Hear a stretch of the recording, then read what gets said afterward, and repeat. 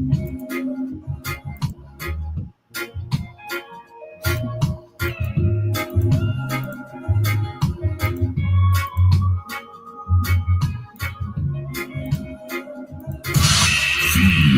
the hits. Feel the freshness. Greetings and salutations, everyone. Here is Andrew Robinson, your Jamaican brother, all the way in Switzerland. And I'm reaching out to all of our brothers and sisters on the African continent.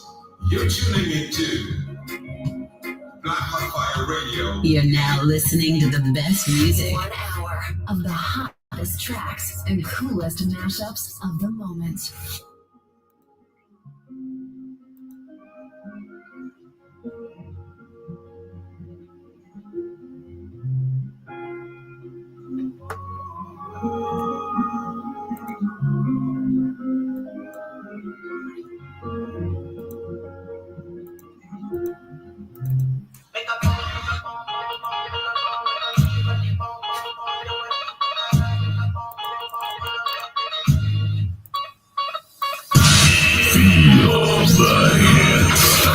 Feel the freshness. That's Jammer right there. Andrew Robinson, your Jamaican brother, all the way in Switzerland.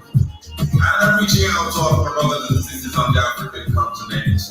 You're tuning into Black Hot Fire Radio, and You're now listening to the best music. Get ready. The hits keep coming.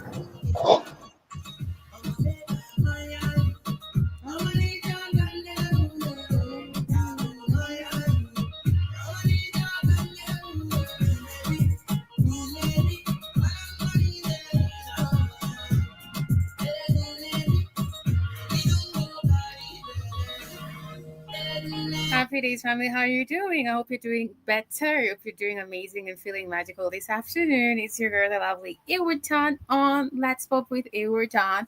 And we have an amazing topic of the day today. I hope you're basically downloading our app. You should, as you stream on www.blackheartfirenetwork.com for amazing healthy supplements and apparel clothing with the Black Heart Fire Radio logo on it. As you follow us and on the social media platform, on BitChute, on Rumble, and on YouTube.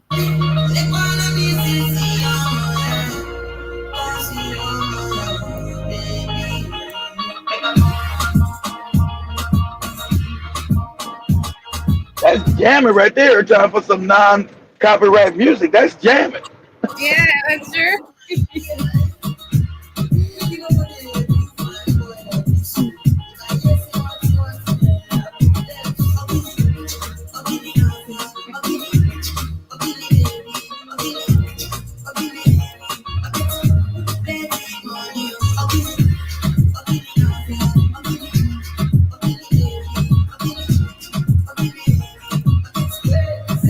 Talking about fundamental truths of our African heritage, basically telling it the way it is with my amazing host, Mr. Nearson. How are you doing? I'm good, Ewerton. How are you this morning?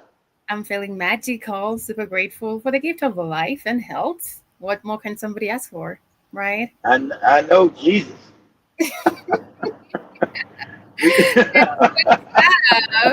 I know. You live too good. You make a person want to commit suicide. Wow, I'm not living as good as you. Sheesh.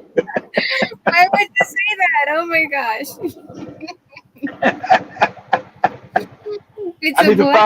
I need to find that kind of joy in life. Focus on the good things that have happened to you, and what do you have when you do that? You have some peace, or peace that surpasses all understanding. You have a good day every day. That's what's up. Yeah.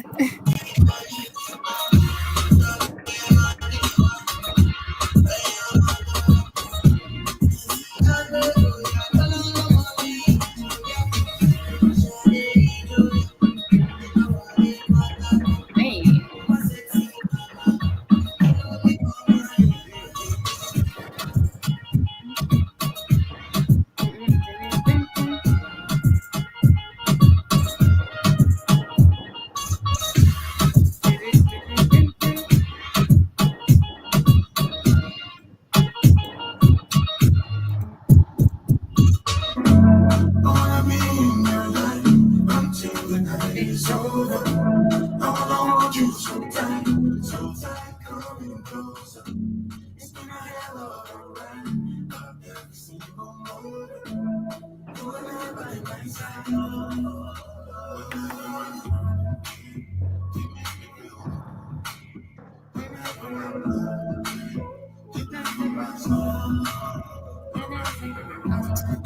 That's my goal.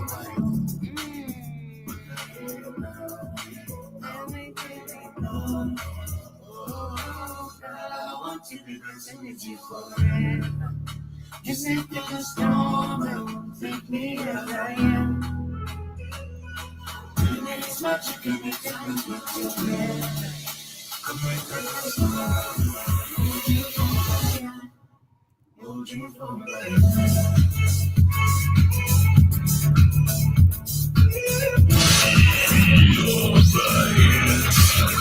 You're now listening to the best music.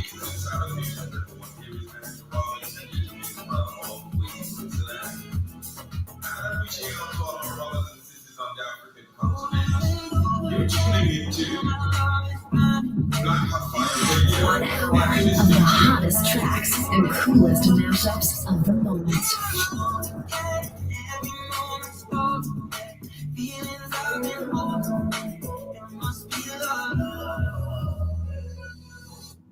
I wanna be in your life until the night is over. I wanna hold you so tight, coming closer. It's gonna happen.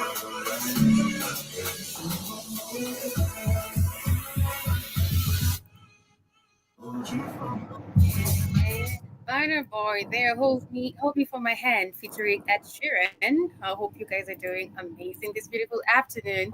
Welcome to Let's Talk with Everton again. Remember to follow us on all the social media platform to be reawakened. And the topic of the day is the fundamental truth of our African heritage. We'll talk more about that. We'll have a lot of people kind of like talking about this, the untold story of the great African empires. And also, President Traore destroys French economy with new currency. That's amazing. It means it can be done. We just need the right leaders, Pan-Africanist leaders, to be in this position. That's all it takes. And basically scrape up the system because the system is messed up. It takes you. You gotta not be a coward. Yeah. Most Africans are cowards. So please stop being a coward. Of course it can be done. You gotta Yeah. stop being a coward. And also, they have to get rid of the current system because you can't work with that. You can't work with that current system that we do have right now because everybody who's always I mean, it works, but it works. It just enslaves the African. That's why it was created.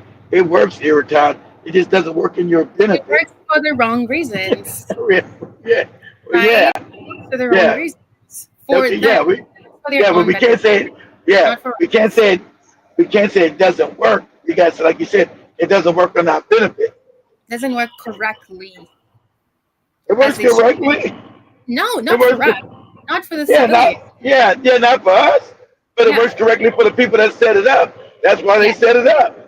And that's why they're getting more richer, more wealthier, more Exactly. brutal, and more wicked, literally. Before we move forward, there's a book that I'm reading. It's called the Ikigai, and that's a Japanese word. It means a practical guide to finding happiness and purpose in life. And one thing that got me was a part that I was reading that says patience without action leads to a passive life. And also, patience with perseverance leads to us fulfilling our goals. And also, another part that really got me is better the devil you don't, which says none of the breakthroughs that have made society progress would have come about if humanity had remained in its comfort zone. And that's why we see Ibrahim Traore. He's not comfortable. He was never comfortable with that system. And likewise, as an individual level, only by venturing into the unknown will we achieve what we really desire. Likewise, on an individual level, sorry about that, only by venturing into the unknown will we achieve what we really desire. Do you agree with me, Mr. Newsom, on that? I know it's the unknown. I agree that you must take risk. You must exact. So I guess it is the unknown. You you must live your life fearlessly, Yeah. Ayrton. So if you live as a coward, you die on your knees, Ayrton. So Right. it's better to live on your feet Mm-hmm. than live in fear on your knees. So Say because that on your again. death, it's better to live on your feet Okay. than live than live on your knees as a coward. Because Okay. at the end of your life, no matter how long life you led, will you be proud of the life you led when you never took a stand for anything? Mm, You'll die with so many regrets that you never, what is it? Because that's the old saying: if you won't stand for something, you'll fall for anything. That's the mm, old saying: if you don't stand for something, you'll fall for anything. So it's better live on my feet than on my knees. So the Africans have been living on their knees because of their fear, they're being scared of everything. Of course, you were given a religion of fear. So you got to break out that thing of fear. Like I heard some young lady on TikTok tell the truth. Say, African people have been indoctrinated that being poor is okay, that we've now accept poverty. You talk the American black, but that's Africans global. yeah. Yeah, we were told that poverty is normal, and let everybody be rich here. We get out of some made up fake heaven. Everybody's rich here. Mm-hmm. So so we've been given um, false doctrination and been taught to live in fear. So so Africans sadly enough have been living on their knees and allow Mm, other people to steal and rob them. So with even Torres, he's finally standing up as a man and saying no more to the system. And I refuse to live in fear. So do whatever you're going to try to do to me. I'm going to fight back. But this is going to be the way forward. We're not going to allow our resources, our money to be stolen out of our country anymore that benefits uh, non-African people and leaves us in poverty. So that's also, so when you get rid of the fear, you mhm. fight. And that's why the youth are also questioning things right now. You gotta Of question, course. why should I not ask that question? You know, it That- means you're eh, starting to realize. if you can't ask a question, then whatever you asking a question about, it's a lie. Mm, Everything's open to be questioned here, John. That's how you learn. That's how you figure out things by asking questions. If you can't ask it, they say, "Oh, don't question religion." Then your religion is a lie. I, I'm supposed to believe some shit I was taught as a child, and not supposed to question and know what's going on. So that's with anything. You only get more knowledge in the universe that the creator created by asking questions, probing, finding out, mhm. going like you said, going to the unknown. Make Yeah, yourself uncomfortable. That's yeah. asking questions and getting uncomfortable answers. Mm, that's for sure. I believe it's also the same as standing for what you believe, even though Exactly. your opinions might be against people's opinion, like your That's belief, right. Yeah, right? that's called standing in your truth, Eric. So Mm, it's hard. So it's a strength of character and integrity to right, stand in one's truth. right. That's what's up. There's this video that actually got me, and it's about a lady asking a question about why is America the greatest nation of all time, and this guy gave an answer. Let's listen. Propaganda. Mm-hmm. You say why America is the greatest country in the world? No, it's not. Diversity and opportunity. Lewis? Freedom and freedom. It's not the greatest All, country in the world, all Professor. lies. That's my answer. With a straight All face, lies. yes. You're not listening, Mr. Newsom. I want you to listen to something. Go ahead. Yeah. Can you say why America is the greatest country in the world? Diversity and opportunity. Lewis? Freedom and freedom. It's not the greatest country in the world, Professor. That's my answer. With a straight face, you're going to tell students that America is so star-spangled awesome that we're the only ones in the world who have freedom? Canada has freedom. Japan has freedom. The UK, France, Italy, Germany, Spain, Australia, Belgium has freedom. 207 sovereign states in the world, like 180 of them have freedom. All right. And yeah, you, sorority girl, just in case you accidentally wander into a voting booth one day, there's some things you should know. And one of them is there is absolutely no evidence to support the statement that we're the greatest country in the world. We're 7th in literacy, 27th in math, 22nd in science, 49th in life expectancy, 178th in infant mortality, 3rd in median household income, number 4 in labor force, and number 4 in exports. We lead the world in only 3 categories: number of incarcerated citizens per capita, number of adults who believe angels are real, and defense spending, where we spend more than the next 26 countries. That's something. You're agreeing with something, Mr. Newton.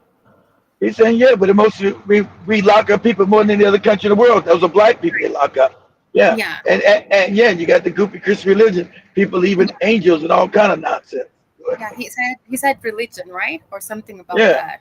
Yeah, he said angels. You got them up going around. Yeah, the angels. Oh, for those who believe in the existence of angels. Yeah, all kind of Okay. wacky shit.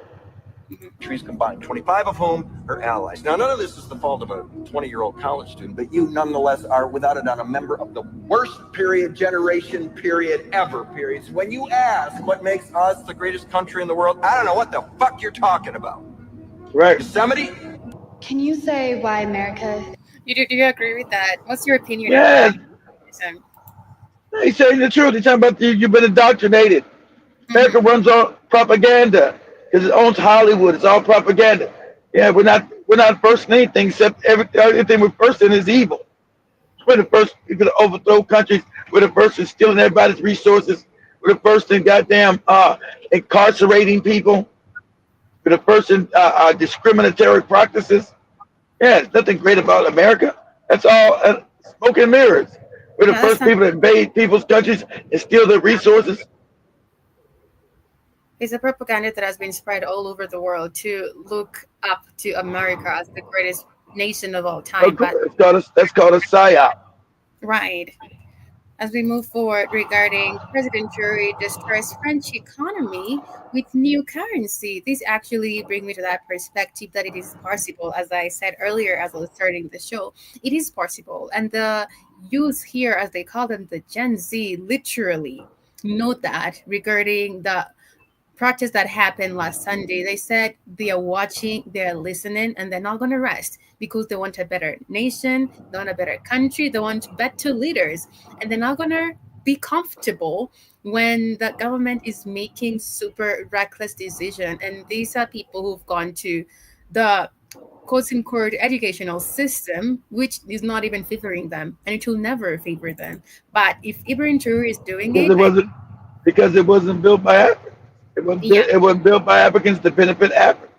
Built by the African systems in Africa are built by the Europeans. The President Traore destroys French economy with new currency. That's what's up. President Traore has done so much to destroy French imperialist influence over Burkina Faso. The issue of the CFA franc still remains.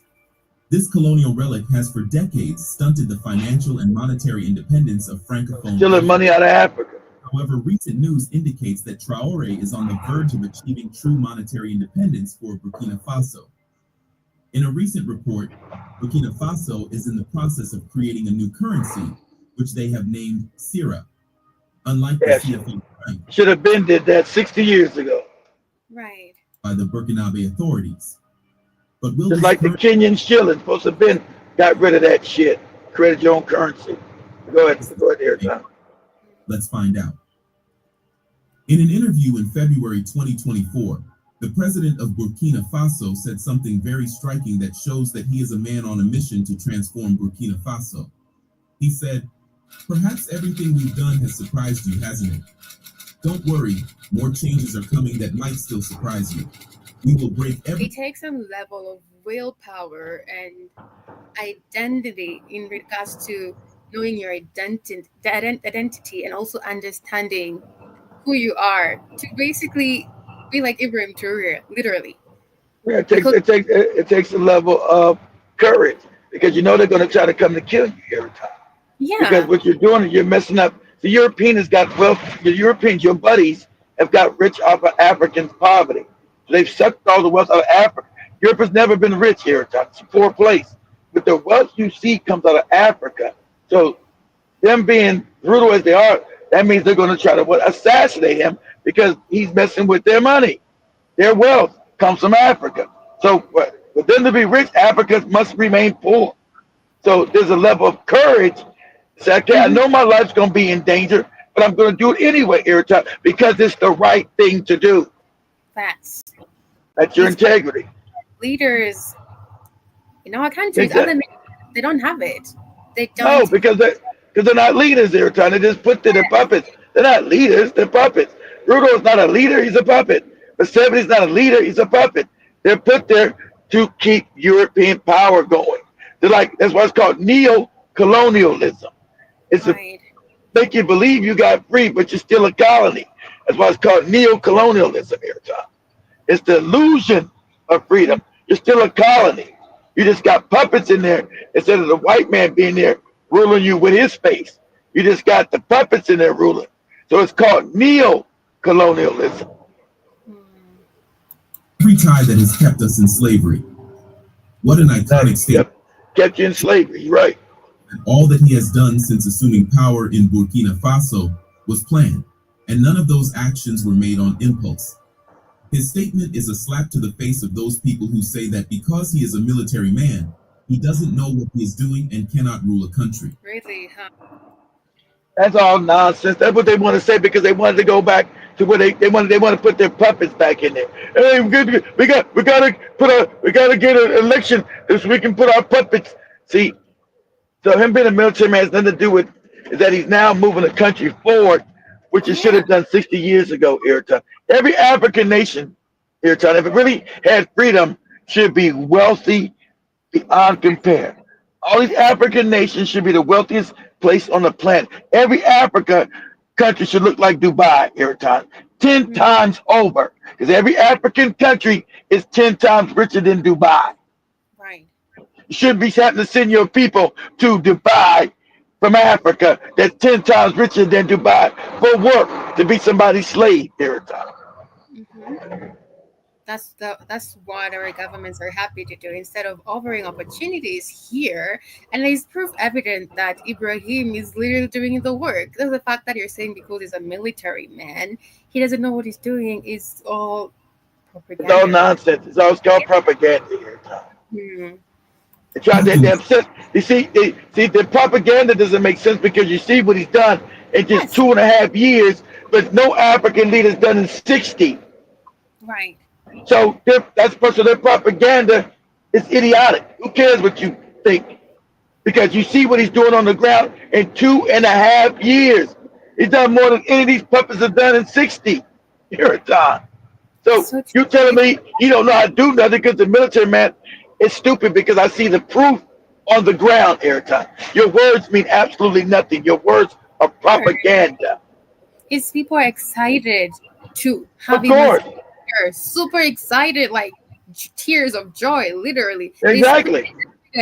You can count how many things he's done over the course of 2 years. Proof. Exactly. Evidence, it's crazy. Exactly. Tangible facts of what he's done. Exactly. So your propaganda, their propaganda is so bad it doesn't reach the smell test because the proof is on the ground, everything he's done. So you sound crazy about, he doesn't know how to run a country. He's running better in 2.5 years than all you puppets done in 60. 2.5 years. And everybody knows that. Only. So your propaganda does not work. It's not that hard for us to have a better government. It's not that hard. No. Now, if you don't have puppets and cowards, of course not. It's not. The thing they have done has certainly surprised the world, especially the West. And now they are about to surprise the West, especially France, with another move in the creation of a new currency. Captain Traore says the plan is to break all ties that have kept the country in slavery. And we believe that's how all African countries should do. They should stop all the exports of minerals and everything of all the minerals. Cut ties. Of course, but you got it. But they can't. Those are right. Those are not leaders. Those are puppets put there to make sure those minerals keep going to Europe. Yeah, but that's all it takes. Literally, like, we're not exporting anything henceforth. Yeah, you destroy because you break the back. That's why you had, but so Joe, but you had Putin say, why would I want to invade Europe? You don't have anything. You have no mineral wealth. Your country is now in shambles. You're all in debt. He said you're trillions of dollars in debt. Your educational system's in shambles. What is the benefit of Russia invading Europe? What, to bring my people a lower standard of life? To pay for your debts? You have no mineral wealth. There's nothing in Europe that nobody wants. He's right.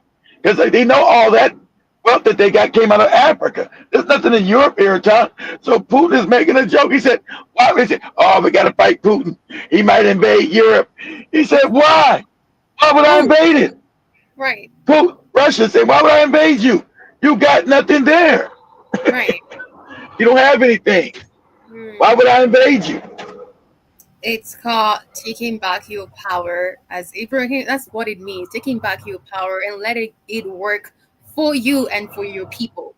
This is what it means. And we actually, unapologetically, you don't have any apology.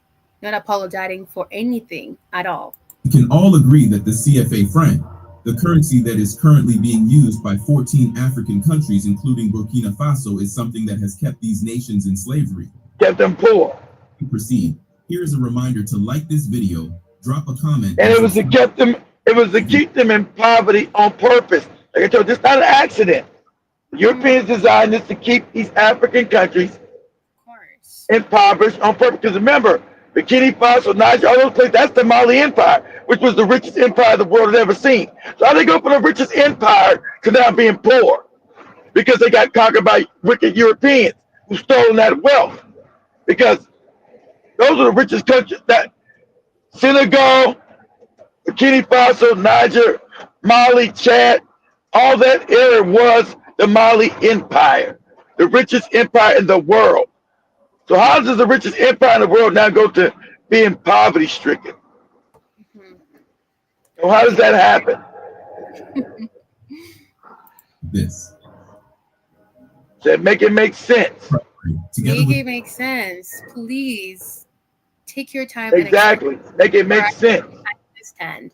The leaders of Mali and Niger is forging a new path that will free them from the constraints imposed by foreign interests. In this light, Traore is taking significant steps towards establishing the Burkinabe's new currency, Sira. One such step that is Sira. The name is just very, African enticing, I can say. Been taken towards the establishment of the currency was the establishment of the Burkinabe Treasury Deposit Bank. You see, unlike other African countries that have central banks, which like Kenya, regulate like all of them, like all central banks in Africa are ran by the Rothschild, the white families run them, own them, and run them. So control every single thing. Exactly, Erica. African countries don't have central banks. What exists is the Central Bank of West African States, which operates as an extension of the Bank of France. So the situation was, and the Bank of France is owned and controlled by the Rothschilds, guys. So let's say, so when they say the Rothschilds own the French central bank, and the Rothschilds own the English French central bank, and the Rothschilds own also what? The American Federal Reserve Bank. They own all these banks, the Rothschild family. They're not owned by any government. So when they say the French bank, it's not owned by France, it's owned by the Rothschild family. When they say the Bank of England, it's owned by the Rothschild family. When they say the American Federal Reserve, not owned by America, it's owned by the Rothschild family. For issue currency, they couldn't control monetary policy without approval from France, and they had to keep half of their money reserves with France. With France, keep all that money with them. Money is a sign of sovereignty. It's the most wicked, evil system ever. I don't know what Africans didn't go to war 60. The system that Britain is bad, but France is even worse in Africa. This system is so wicked, so evil. You're like, who would agree to this for 60 years? I'd have been gone to war with you. What? You're not free. These people stealing everything out your country. All the wealth is being stolen. But the puppets didn't care because the puppets got their little money while everybody in the country was poor. Wow. Yeah. 60 Wicked. years is a long time. It's a very, very, very, very long time. Well, it's even longer than that because at that time it's direct colonialism. I'm just saying when they supposedly got freedom out here, so the fake freedom, right? The fake freedom. So Yeah. you're right. So it's even longer because at that before the 60 years you were under direct colonial rule where there was no pretenses. We weren't pretending that you had any kind of freedom. We run and control all of it. Africa's ours, its wealth is ours. You Negroes will remain in poverty, and your wealth of your countries will benefit us. And that's just the way it is. Right. And they Period. tell you, what are you going to do about it? Exactly. Exactly. Exactly. The process of recovering our total sovereignty. It is no longer a question of our states being the cash cow of France. So Traore's establishment of a treasury deposit bank is a fantastic move because Burkina Faso will no longer have to depend on the Central Bank of West African State, which is a colonial relic to store its reserves. Exactly. It's still a colonial relic. Like the Bank of Kenya is a colonial relic. These are people, the colonial, that's why it's called neo-colonialism here, Tom. You pretend like you're free, but you're not. The neo-colonialists put their puppets in there for fake freedom, but they still control you. I feel like they're just sitting behind the curtain and they're like, y'all think Exactly. no, we're controlling you. We're calling the shot. Exactly. Also, mind colonization because they put up a front like, yeah, you're free and you're independent, and we all have these leaders who are playing that part very well. Exactly. There you go, Airtime. Right? Exactly. Now you understand, but the Africans weren't sophisticated enough to know what you know now. Exactly right. And you're like, yeah, they get to pretend to be the big head nigga. I pretend to be a leader every time, even though they don't run nothing but their mouths. Because money's being splashed on them, you know. That's exactly right. I'm like, yeah, we're gonna play the part. Which role do you want to play? I can do it so well. I'm telling you. Exactly. Financial system. With this treasury deposit, Burkina Faso will no longer have to deposit 50% of its reserves in a French bank.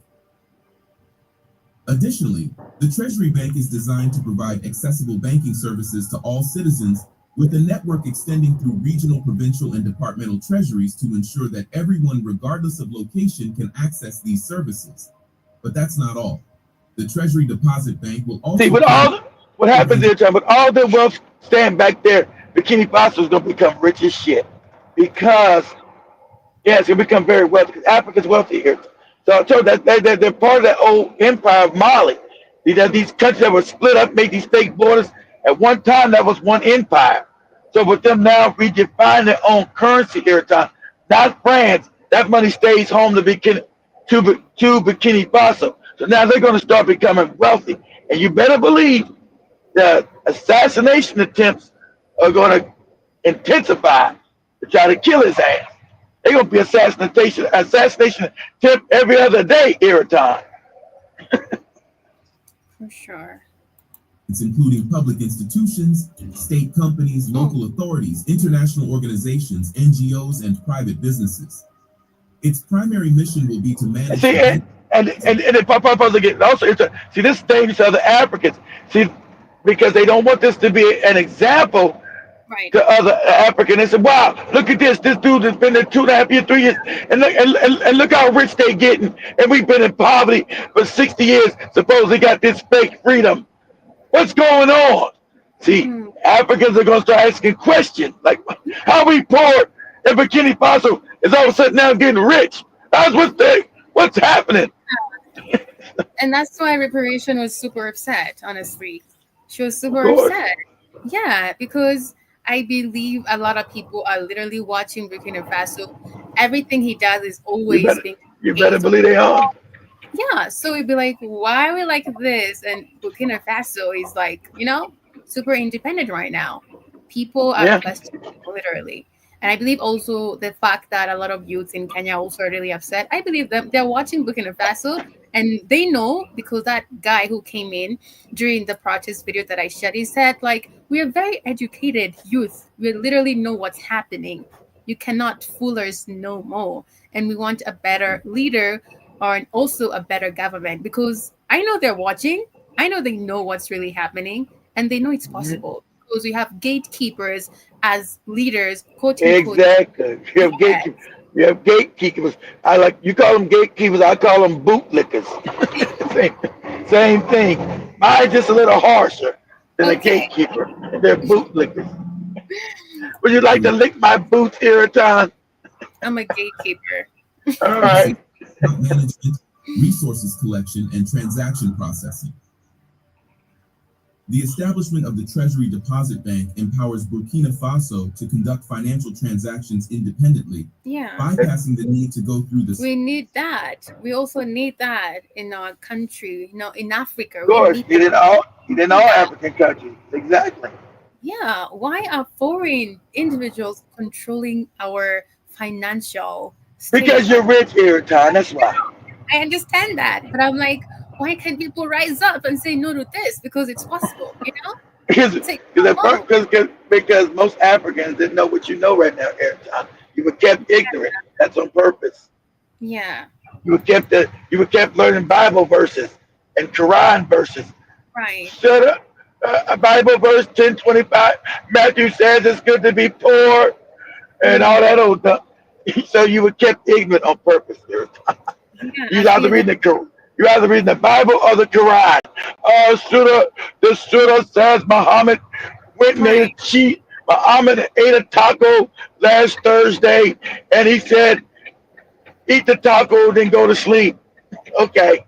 That's why there's a lot of finances being deposited into churches because they don't ask questions. It's just like when you show them money, they forget everything and they love you. And that's why we see our leaders doing that a lot.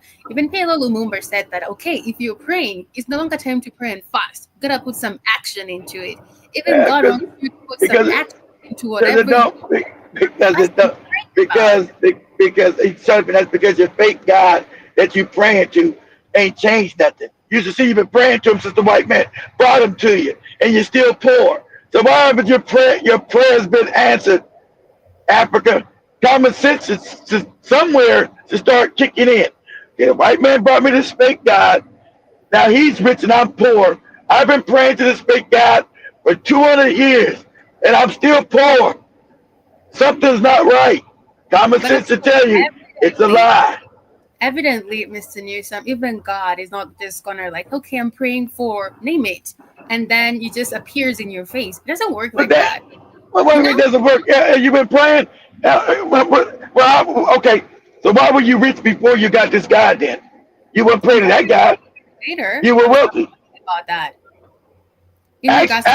Why were you wealthy? Why were you wealthy before you got this Christian God? You weren't praying to this Christian God 300 years ago. He wasn't in Africa. And you were wealthy. So why were you wealthy 300, 400, 500 years ago without praying to this God? And now that you're praying to this God, you're poor.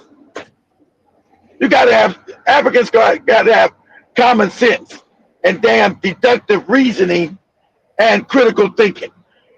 So you were wealthy before you prayed for this God, and now you're poor. Now you pray to him. That means this God is not real. That's what it means. That's what the empirical evidence shows you. You were wealthy before you start praying to this fake God. Now you got the God and you're broke. Make it make sense. I believe in the Creator. I believe the Creator exists. He does, but but he's not your God of the Bible. It's not your fake God. You turned your back on the real God. The Africans turned their back on the real Creator.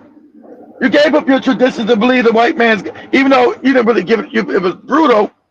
You didn't really give it up. You were forced to by murder, rape, and war. So let me stand corrected. You didn't really give them up. You were forced to.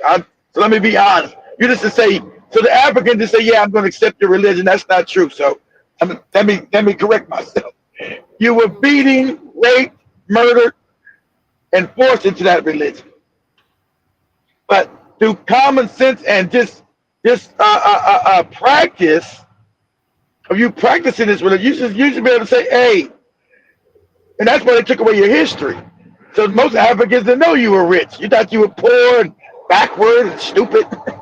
It's amazing when you talk about how Africa still is the most wealthiest and talk about the great empires. When you mention Moors to some individuals, they kind of look at you some type of way. They're like, what do you mean? I'm like, yeah, I mean, like we were super civilized. They're like, no, that's not true. I'm like, are you kidding me?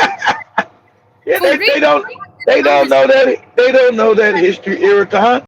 You're not. No, it's the white people who brought everything to us, education. There you go. I'm like, wow, it's That's sad. how exactly. That's how propaganda works. That's how you keep control of a continent, control of a people, and how you keep control of their wealth.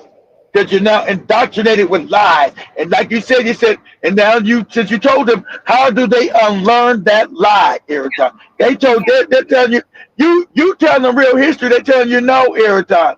No, that's not true. Right. But it is. But what you're saying is true. But It they're is. so indoctrinated with lies. So how do you unlearn a lie, Iraton? Right. We were the true originators of mathematics, chemistry, Yep. talk about astrology, Yep. talk about fashion. But they Yep. will look at me like I'm not okay, you know? There you go. Because you've been indoctrinated with a European system of lies. So just like the religion. So you've been indoctrinated with a fake religion and fake history. So just like I've changed the religion is a lie. How do you tell people what they've been indoctrinated is a lie? That religion is a lie. I say that 100% easily. But Inferiority you've been complex. indoctrinated with. Huh? No, the inferiority complex. It's just you don't Yeah, really they put that in you. That's your heritage. That's where you come from. And if someone is open-minded to learn about that, the confidence and the pride rises up, you know, because you're no longer looking up to anybody as Exactly, because that's why they steal your history. Yeah. That's why they steal your history. And look at where we ended up. By eliminating any potential. See, when you steal somebody's history, they've got no way to reach back. That's why you can tell them lies and indoctrination that you was nothing. We civilized you. These are all lies. Africans civilized the European. So that's why I take your history and don't teach you about it. I lie about it and erase it. Right. Hello, gentlemen. Because remember, mine is for. I'm trying to dominate you to make sure your wealth stays in my hands, Iraton. I'm not trying to educate you to overthrow me. I'm never going to educate you, Iraton, to overthrow me. You know, I'm gonna educate you enough so you'll be able to do what I tell you to do.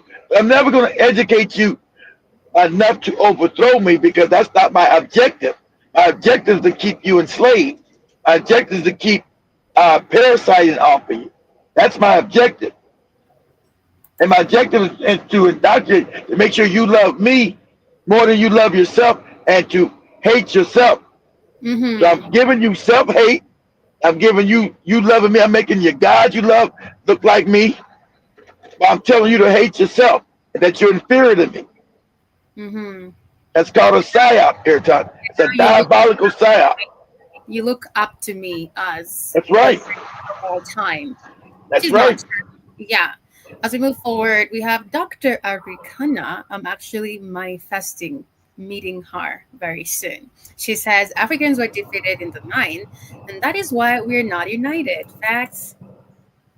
Ancestors who fought the wars of resistance. They fought wars.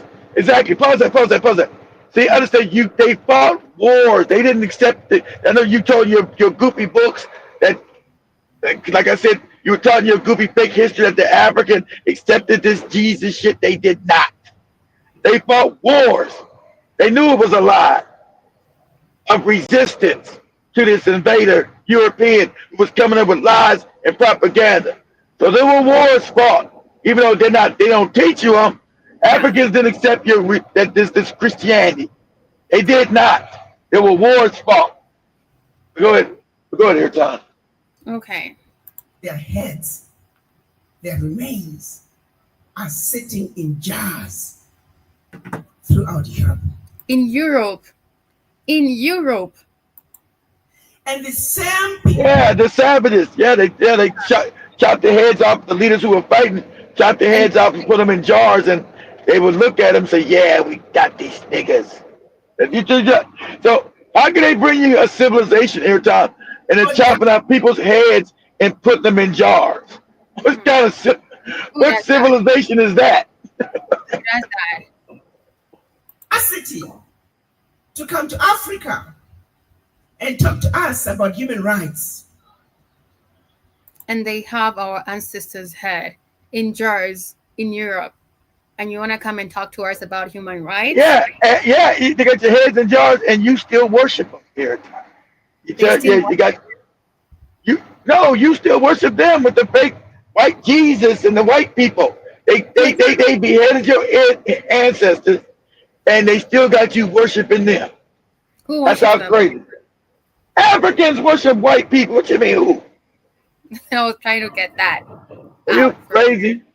I'm very sane, Mr. Newsom. Very focused. You don't do it now because you got knowledge. You used to come on. You used to worship that white Jesus. Let's be honest. Even though you question it, maybe I didn't question it. You worship that white Jesus. Every time, come on. Let's be honest. Come on. No, my head is black. For real, he's black now. That's even more disturbing. He's black. He's black now. So you said they're gonna keep word now. Yeah.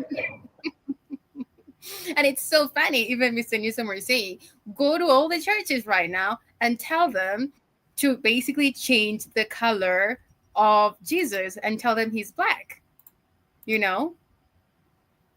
And tell them he's black. Are they gonna say yes? Hello. Hi. Hello. Change the color. Hello. Hello. Hi. Hello. How are you? I'm good, thank you, sir. How are you doing? Last time I checked, I was fine. Let me just try and get a place I can sit. Okay, Mr. Mufonga. You're welcome. Yeah, ask him. Sorry, I'm late. That's okay. You were on another show, so thank you for communicating. Oh, yeah. Yeah, we're talking about fundamental truth of our African heritage. All right. All ears on you, madam. Do you remember my name? All ears on you. Is it Everton? Yay! Look at that. Yes. Oh, okay. I surprised myself also. Thank you. Thank you for coming to Black Hot Fire Radio Network. We always stand on reawakening the Africans and redefining Africans as we redefine ourselves. And I have Mr. Black Hot Fire also joining me. Good day.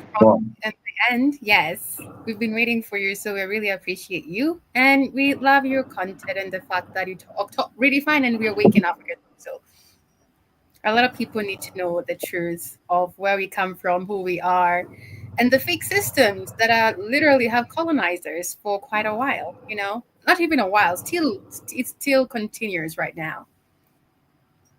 Yeah. I wrote a book entitled African Questions and African Solutions. And in that book, I went on to expound on the 7 main pillars of colonization. Number 1 being the governance, the Roman Dutch law concept of controlling people. Number 2, agriculture. Number 3, and GMO foods.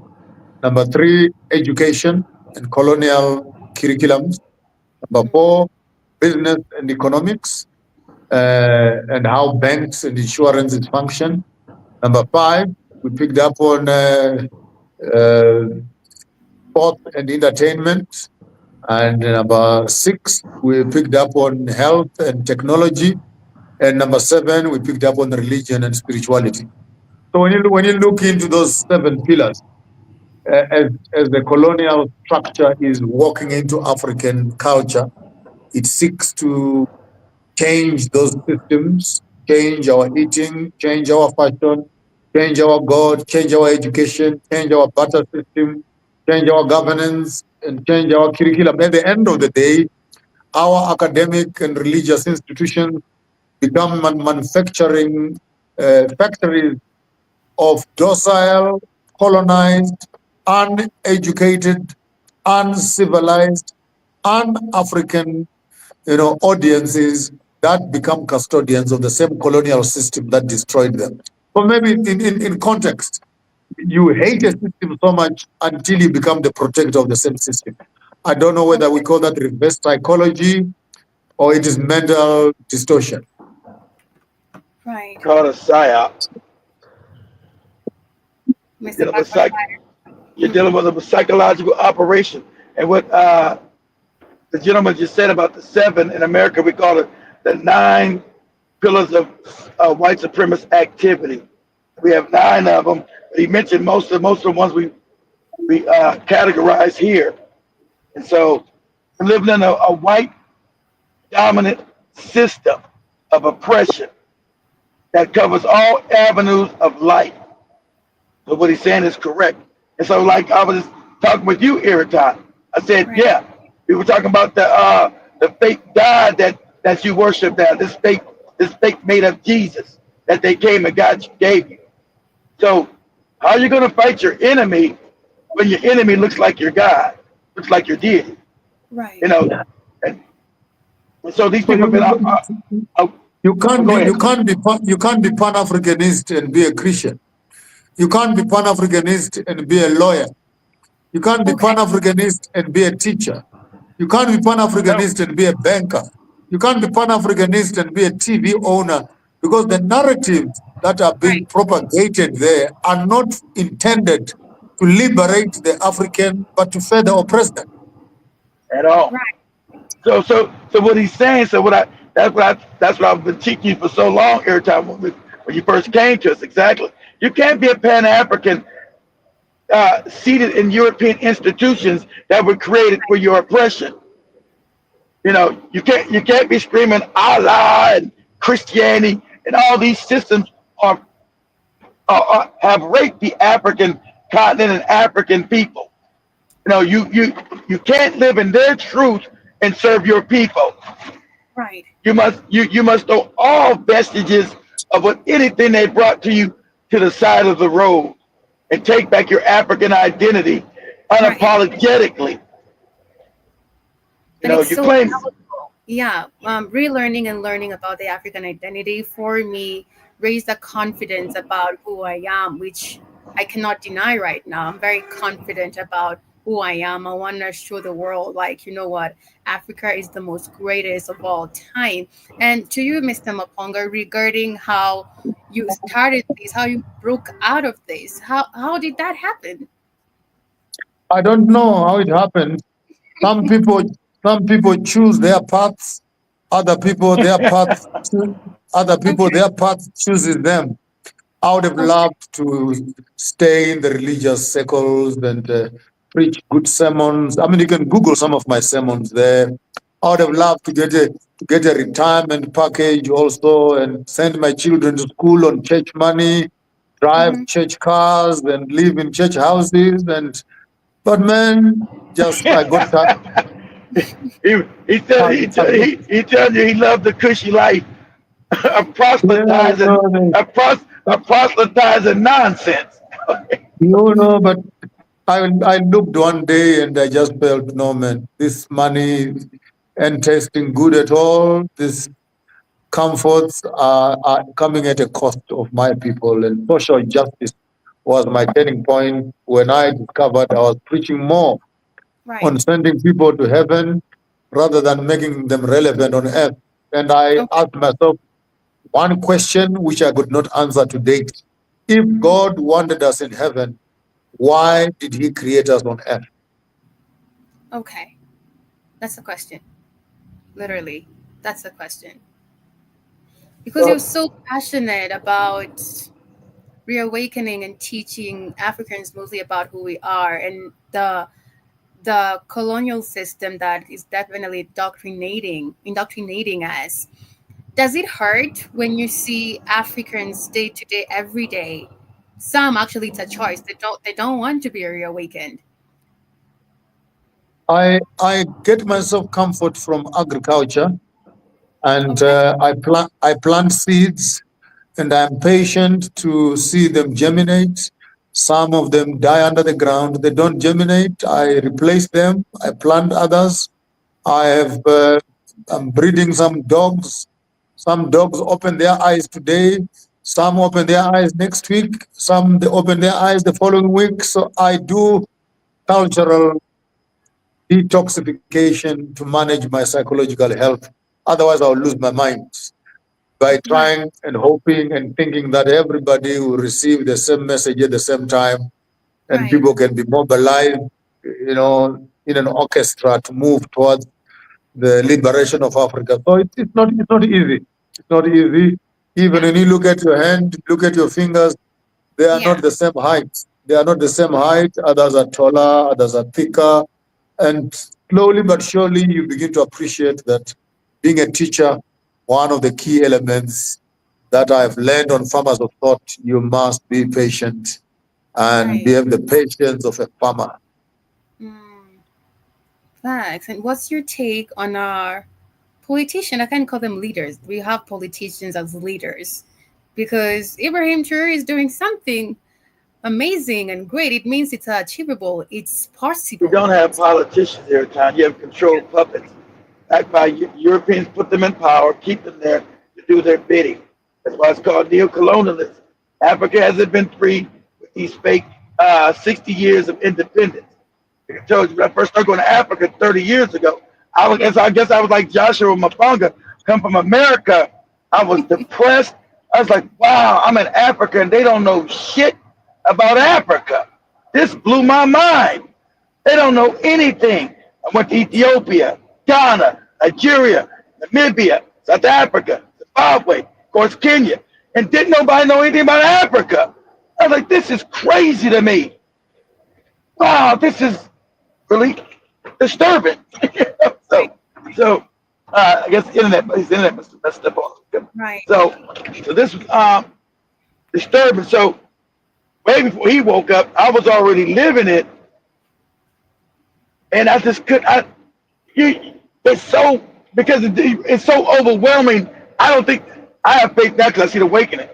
At that time, I didn't have enough knowledge here to know what I know now. Right.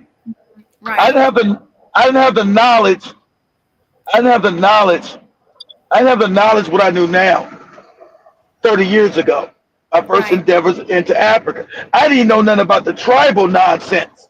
I didn't know about, because in America we don't have the tribal because they destroy our tribes, so be going back and researching mine coming from Angola, Congo region.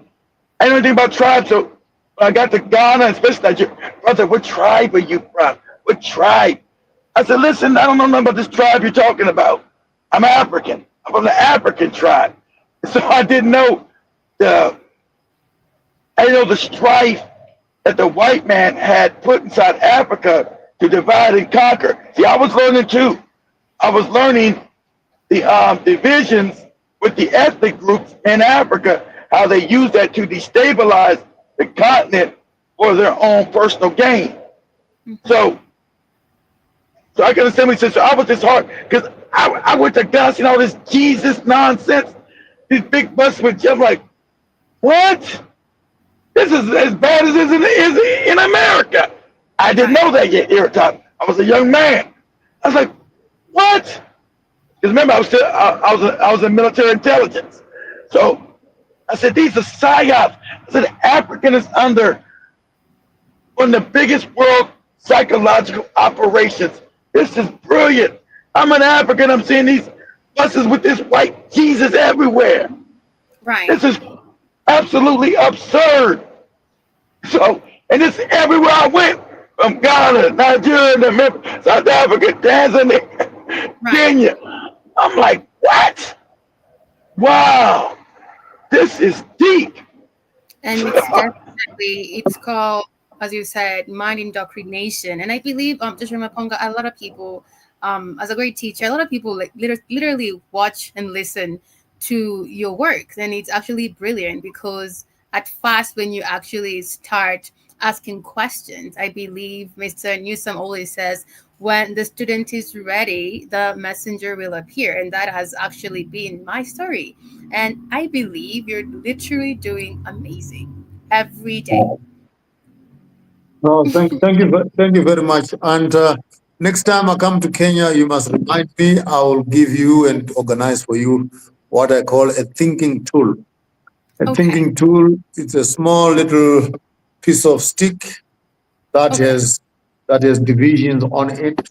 Then you are able to process thousands and millions of ideas onto it, and it helps you to think. And rightfully, as you put it, I think that what got me started was my interrogative mind, which simply was asking those uncomfortable questions, the questions of why, the questions of how, the questions of who, the question of when, and what happened, and when did it happen, and what is happening now, what will happen in the future, how did it happen, how is it happening, how will it happen, why did it happen, why is it happening, why will it happen, who did it, who is doing it, who will do it. So I took the 3 phases of time and took the 7 interrogatives and then cascaded them onto the 4 levels, onto the 3 levels.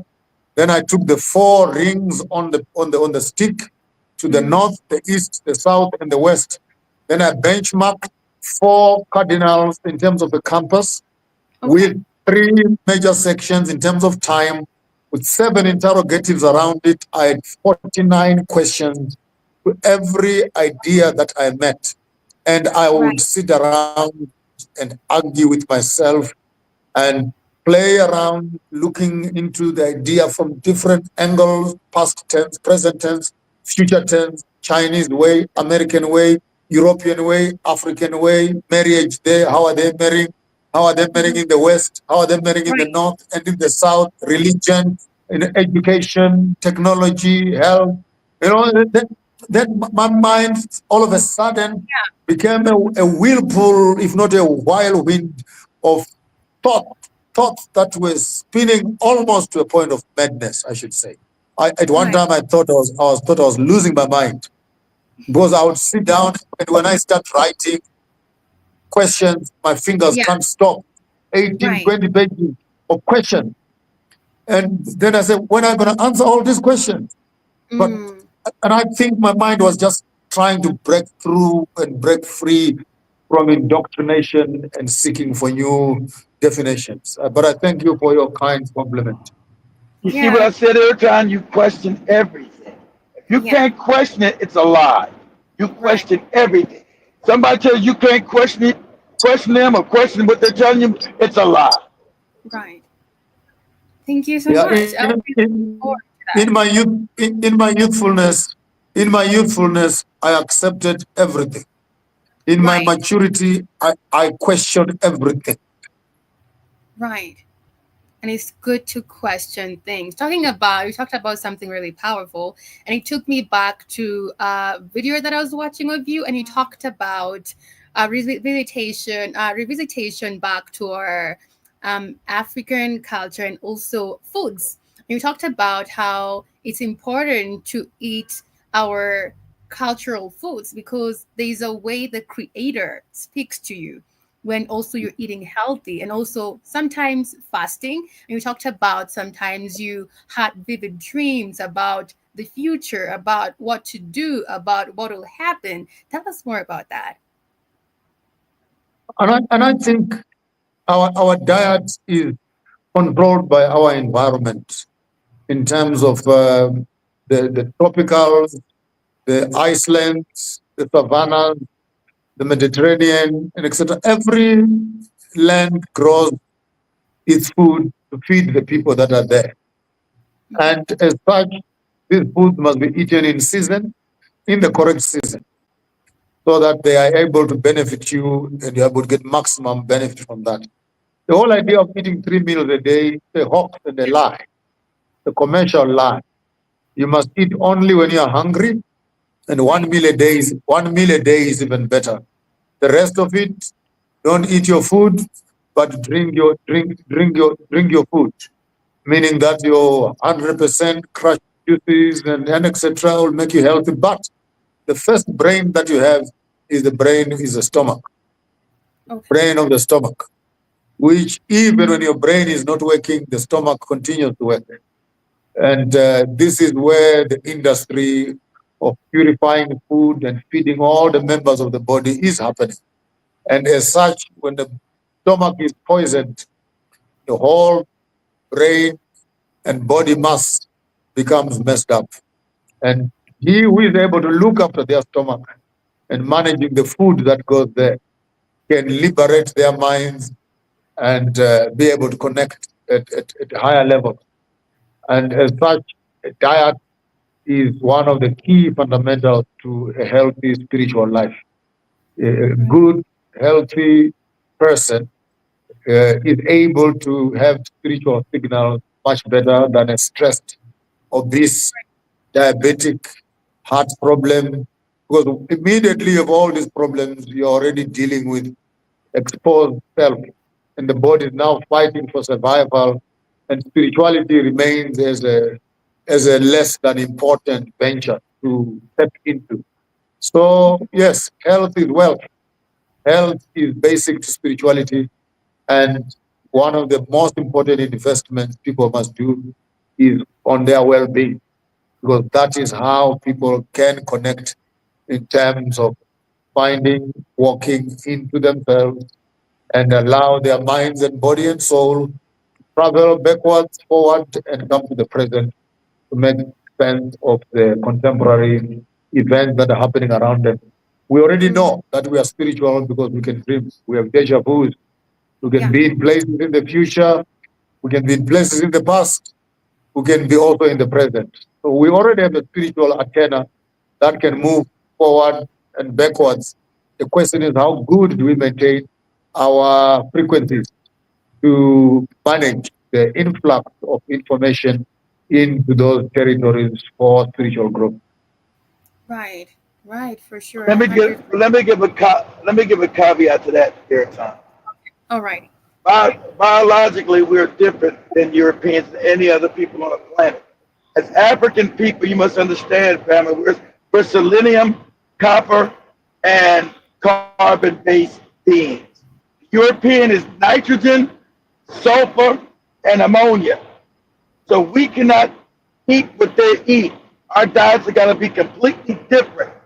See, they want their medical systems that they've created around the world cater to their biology. So when we're taking their medication, we're already at a disadvantage because it's catered and designed for their biology. We are not nitrogen. We are not ammonia. We are not sulfur-based beings. We are carbon, copper, selenium-based beings. So we cannot eat their diets. Their diets tear us apart. Their diets take us from alkalinity to acidic diets. As African people, we can't be in a place of acidity. That starts your diabetes and all these other diseases that we incur as Africans because we eat their KFCs and their McDonald's and their diets. And we're not the same biologically. But they don't want to teach you that. They say we're all the same underneath our color. That's a lie. We're selenium, copper, carbon-based. Go ahead, guys. And while on that also, you want to remember that the medical world knows some of these things. The agricultural world, they know some of these things. Yes, they know, but they're not going to say it, Joshua. They know it. Eliminating and infecting people with diseases in terms of producing drugs and food that then infect, manage, kill, sterilize, birth control. It goes deeper than that. It goes deeper than that. We're on YouTube, so I won't go too deep. It goes deeper than that. Their diabolical, evil wickedness goes deeper than that. Go ahead, guys. Yes, Mr. Raponger. Yeah, so as he's rightfully putting it, that for spirituality to occur, which remains, if you can go on your Maslow's hierarchy of needs, which remains as one of the highest forms of self-actualization. And, the mind must be at peace. The body must be at peace. The emotion must be at peace. And, then the higher self within can begin to arise, as it were. And again, on the same note, you look on the educational space, they come around and they say, a man must have sex, 21, 22 times a month, or else you will have prostate cancer, la-di-da-la, and they sell this garbage. But we know very well that too much sex also makes people stupid, because then the body itself does not...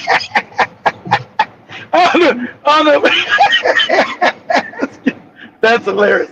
I don't know if it makes you stupid, but it as it depletes your life. It drains you. It drains you of the life force. It drains your life force. It drains your life force. It drains your life force, guys. I was about to say that. Yeah, it's a draining. But they come around selling cancer. That you're afraid of cancer, but they're not telling you that cancer is caused by the food we're giving you. And so they're now beginning to solve a long-term problem with a short-term solution, which is causing other bigger problems that affect your spirituality. So yes, in one nutshell, your spirituality is not just you going to a church or you going to a sacred space. I mean, eating is sacred, sleeping is sacred, drinking is sacred, dressing up is sacred. Everything that you are doing with your life must be a continuous expression of your understanding and consciousness of what is happening within you, without you, around you, past you, behind you, in front of you. All right. What Joshua was just talking about is ancient Africans. You see, we deal with everything holistically. The European does not. So what he's doing, he's putting everything holistic, because everything is spiritual, Iraton. From your eating to everything is spiritual to the African. We are holistic beings, so we see everything in totalitarian. The European does not. The European sees everything sectioned off. We see everything as holistically. So we put everything together. So that's why when the university system was created by Africans, you had something called the several liberal arts. So you had to learn a bit of everything to be educated, because we believe in holistic learning. And so everything we do has got to have a holistic balance to it. So what he's saying is actually ancient African teachings, because we believe in everything holistically. Alrighty. What's your opinion, or what do you want to tell the youths? Because they're asking questions and they're fighting and they're putting their grievances out there fearlessly. The youth never marry a man, never marry a woman when you have not seen their father's graves and their grandfather's graves. Okay. Because if you don't know what killed them, it will kill you also. Learn from the past. Learn from the mistakes of the past. Learning from the past is learning about yourself. Okay. If you can go to your mother's house and find out how many aunties got married and divorced, you go to your father's house and find out how many aunties were married and divorced, you could almost have an idea of what your marriage life will be looking like. So that's the DNA from which you are coming from. How many business people are in your family? How many teachers are in your family? How many farmers are in your family? How many healers are in your family? How many criminals are in your family? And to consolidate all this data. Hold on, Johnson, with the criminals. Okay.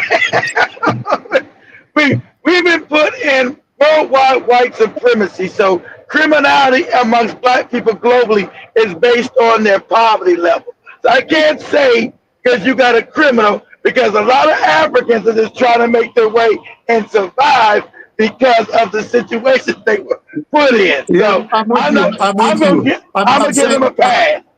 I'm saying when all things are equal,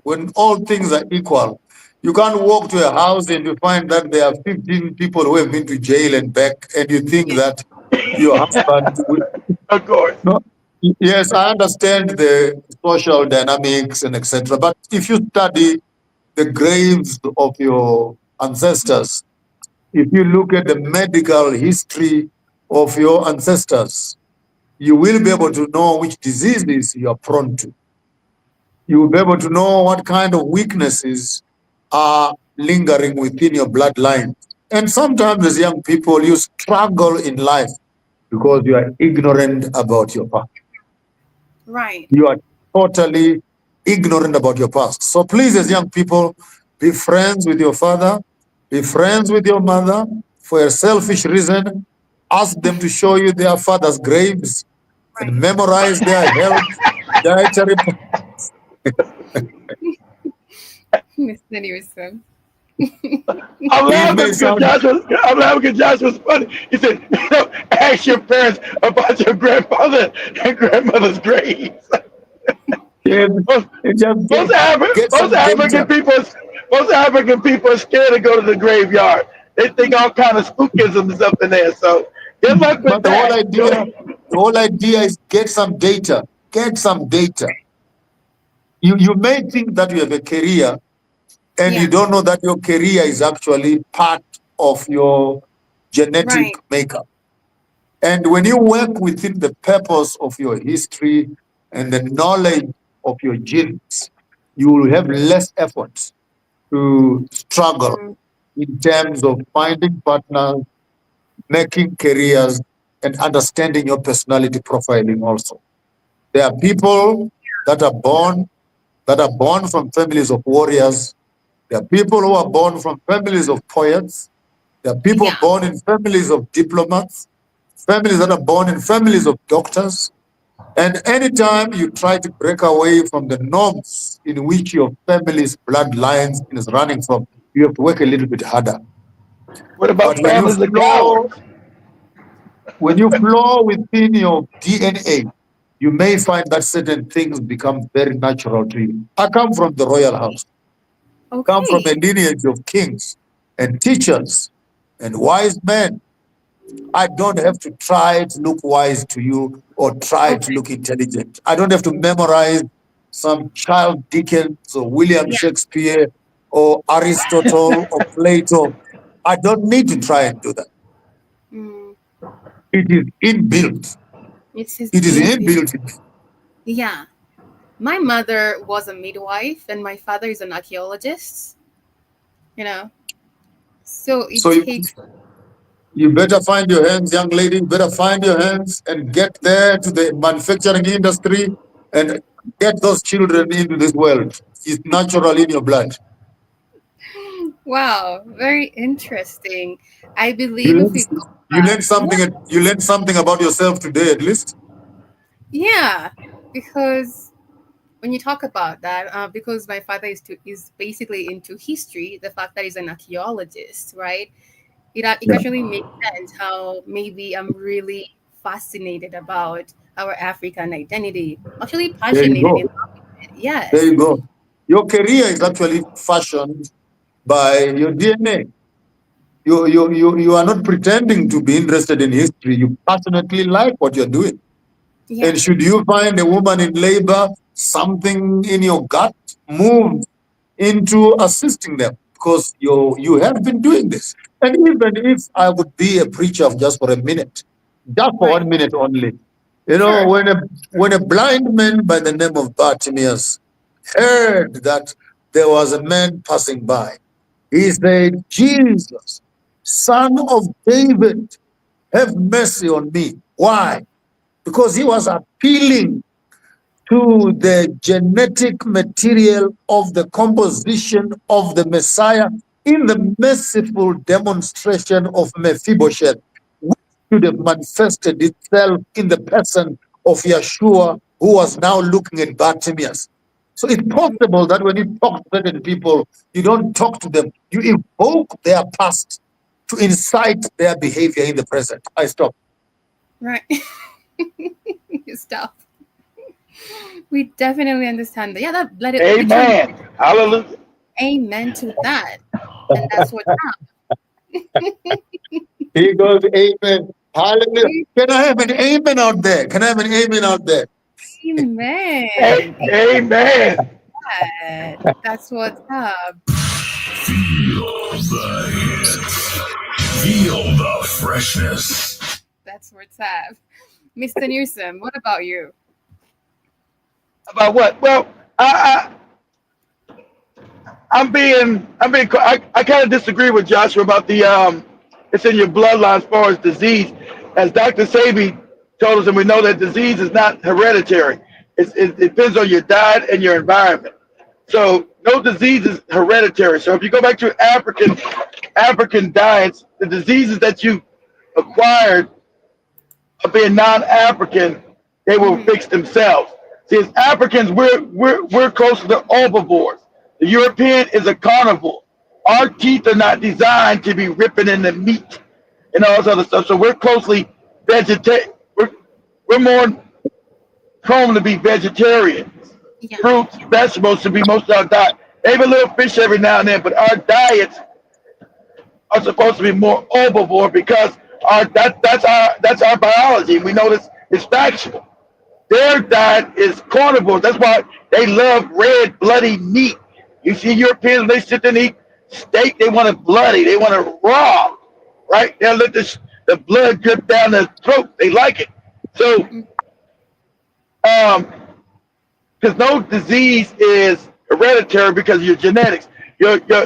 So your environment, your lifestyle of your family, since you're born in that lifestyle, you continue that lifestyle. So that causes that disease. That if you change the lifestyle that you've grown accustomed to and learn who you are as learn your African biology, no disease, you will get no disease. Because if you live according to your biology, you won't have any disease. Like I told everybody, disease cannot live in a highly oxygenated body. The ancient African diet was highly oxygenated. It was alkaline. So you didn't get no disease with all these diseases you see in Africa. It did not exist. Africa didn't have any diseases because your diets were alkaline. So you ate the best fruits, the best vegetables, closest to cleanest water. Your diets were alkalinity. So you didn't have any diseases, and the average lifespan of the African was 150 years before the European popped up. Was living at average life of the European when he met the African was 35. So why can a 35-year-old individual teach a 150-year-old man anything or woman? This was your average lifespan. This is factual. Between 150 years to 200 years was the average African lifespan. Average lifespan of the European was 35 years. These are facts. Because my grandfather Joshua lived 115 years. 115. See, exactly, 115. My great-grandfather lived to be 120 years old. So that's what I'm talking about. And so these were your average lifespan when you are on your African diet. See, we got conquered by savages. And they put up a savage system that has us now dealing with stress, the work environment, the pollution. We're dealing with a non-natural being. Right. And Africans, we are nature. We are nature personified from the Creator. We are the existence of nature personified as a human being. So when we live out of nature, that's what causes our diseases. Not our hereditary. It's just that our environment and then our culture. Let's say you live in the same culture that's non-African anymore. So you follow your parents' culture. That's not their DNA. That's because you've taken on culture that's non-African. Us as Africans, we have to eat more fruits and vegetables. We are herbivores, like the elephant, the peoples of the Serengeti. We are herbivores. We're not carnivores. Our teeth are completely different than Europeans, East Indians, and Asians. These are facts, biological facts, but they won't teach. They know all this. They know all this. That's why when I tell Job in the studio, as Africans, most of us cannot drink milk. We can't drink that stuff. because we're lactose intolerant. But you have whole campaigns in America about milk is good, drink milk, milk does the body good. It doesn't do an African body good. It messes us up. And Because right now, while you're on that, we need to mention also that there is a difference between food security and food sustainability. What the European system is bringing, they are bringing food security, which is based on GMO foods of big seeds like maize and corn and what? Cancer. They brought corn into Africa 120, 150 years ago. That's what I told Initially, we were the small grain people, Rapoko, sorghum. But listen to Joshua. There was no ugali 150 years ago in Kenya. Sorry. Go ahead, Joshua. That's what I'm saying. That's what I'm saying. We used to have our small grains like sorghum, Rapoko, millet, you know, and those have higher roughages in them. They are drought resistant, but because they wanted us to buy food in the shops, they banned our small seeds and started to market for us the maize as a stable diet. And now when a country has food security, it has enough meals. But our stomachs are full of food, but empty of health. Exactly. What Joshua said is so funny. That's true. We're not getting any help. You're full of garbage. And like I told you, you know, you're loving ugali, Joby. I know you're listening, and back in the background in the studio, you're loving ugali. That's garbage. Okay? I'm just keeping it on it. Joshua Punk is right. They brought in garbage and replaced African health so they can parasite off of us. So we'll be forced to eat this. And should you be eating ugali, please avoid taking it to the refineries, who remove all the roughage around the seed, and they remain only with the starch at the center, and they throw away all the roughage. Like when you're eating roasted mealies, it is slightly more healthier than the processed meal, which we love so much. I mean, what happened to our cassava? What happened to our pounded yams? What happened to our arrowroot?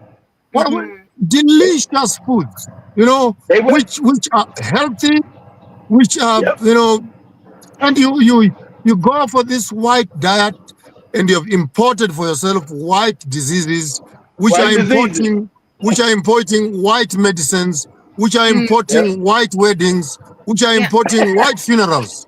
Exactly. That's what that's right. You go from the wedding to the day funeral. That's right. So now they want to be buried. Now they want to be buried in a box. They no longer want to be put in a.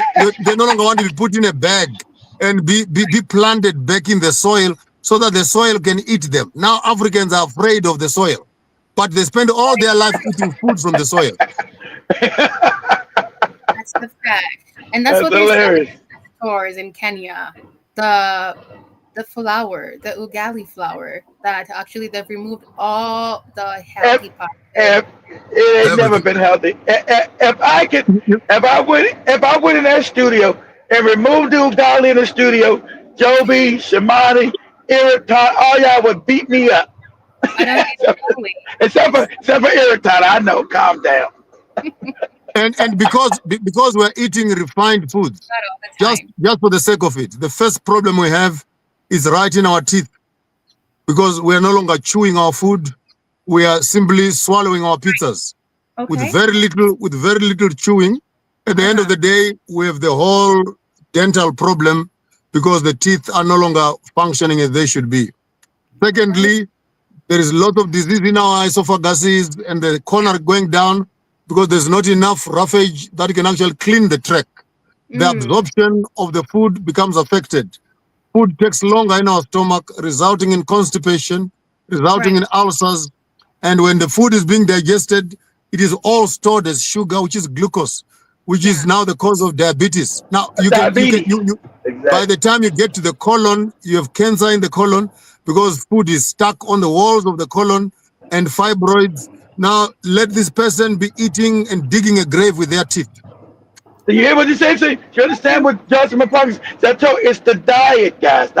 So understanding your diet and what it costs, because It's they're not even a diet. refined. It's not a diet. It's a dying. It's a dying. Well, okay, okay, a dying, but their dying diet that they brought to African people. That's why you must. That's why you must acquire knowledge of what you're putting in your mouth, and that's why And for they're young trying to push ladies, these GMO seeds into Africa and everywhere, because there's no nutritional value in none of this garbage. Go ahead, and Doc. for young ladies, your skins are in trouble. Your ovulations are in trouble. You're eating 7 to 10, 15 eggs per week.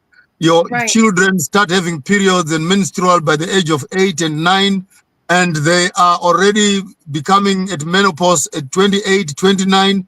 They are unproductive. They are unfertile. Man, Jesus Christ. I could go on this thing forever. You look beautiful, but Yeah. you are walking corpses. Menopause at 28. Where's it? Hold on, Josh. Where's this happening at? What Where's it? other factors actually ruin our system, productive system, reproductive system? Talk about also the fact that it comes out to our skins and everything like that, and also to our future kins or next And kins. our young boys used to start their wet dreams 14, 12, 14. Young girls will start their menstrual periods 16, 18, sometimes even at 20. First time they have their periods. Now you look at teenage pregnancy, it must be discussed in the context of a poor dietary habit. Hormones are high. Diet. Exactly. I used to swim with my sisters at the age of 12 and 13, and we looked at breasts and etc. not as sexual things, but as breastfeeding stations for the children. Now, here's the problem. Here's the problem, Everton. You now take your breast and you feed your men at night, and you give your child plastic milk.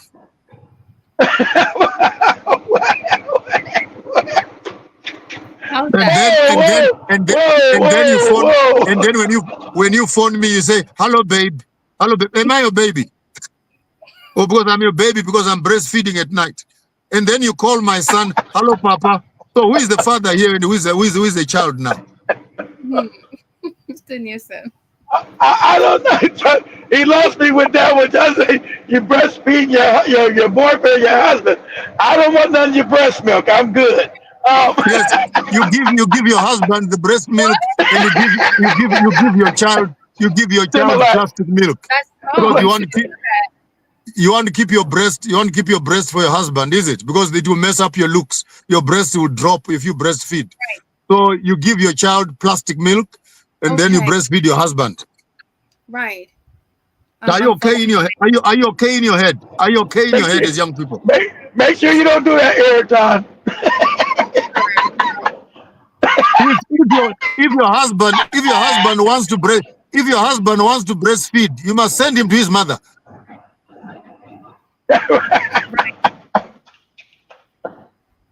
I hear you. Oh, that's hilarious. I'm sorry. This might sound a bit humorous. This might sound a bit humorous and etc. But I hope it's not taking away the impetus and the value at which we want to send the message. You were saying about young people, so I'm specifically looking at young people that your looks are supposed to be for communal preservation, not for self-aggrandization.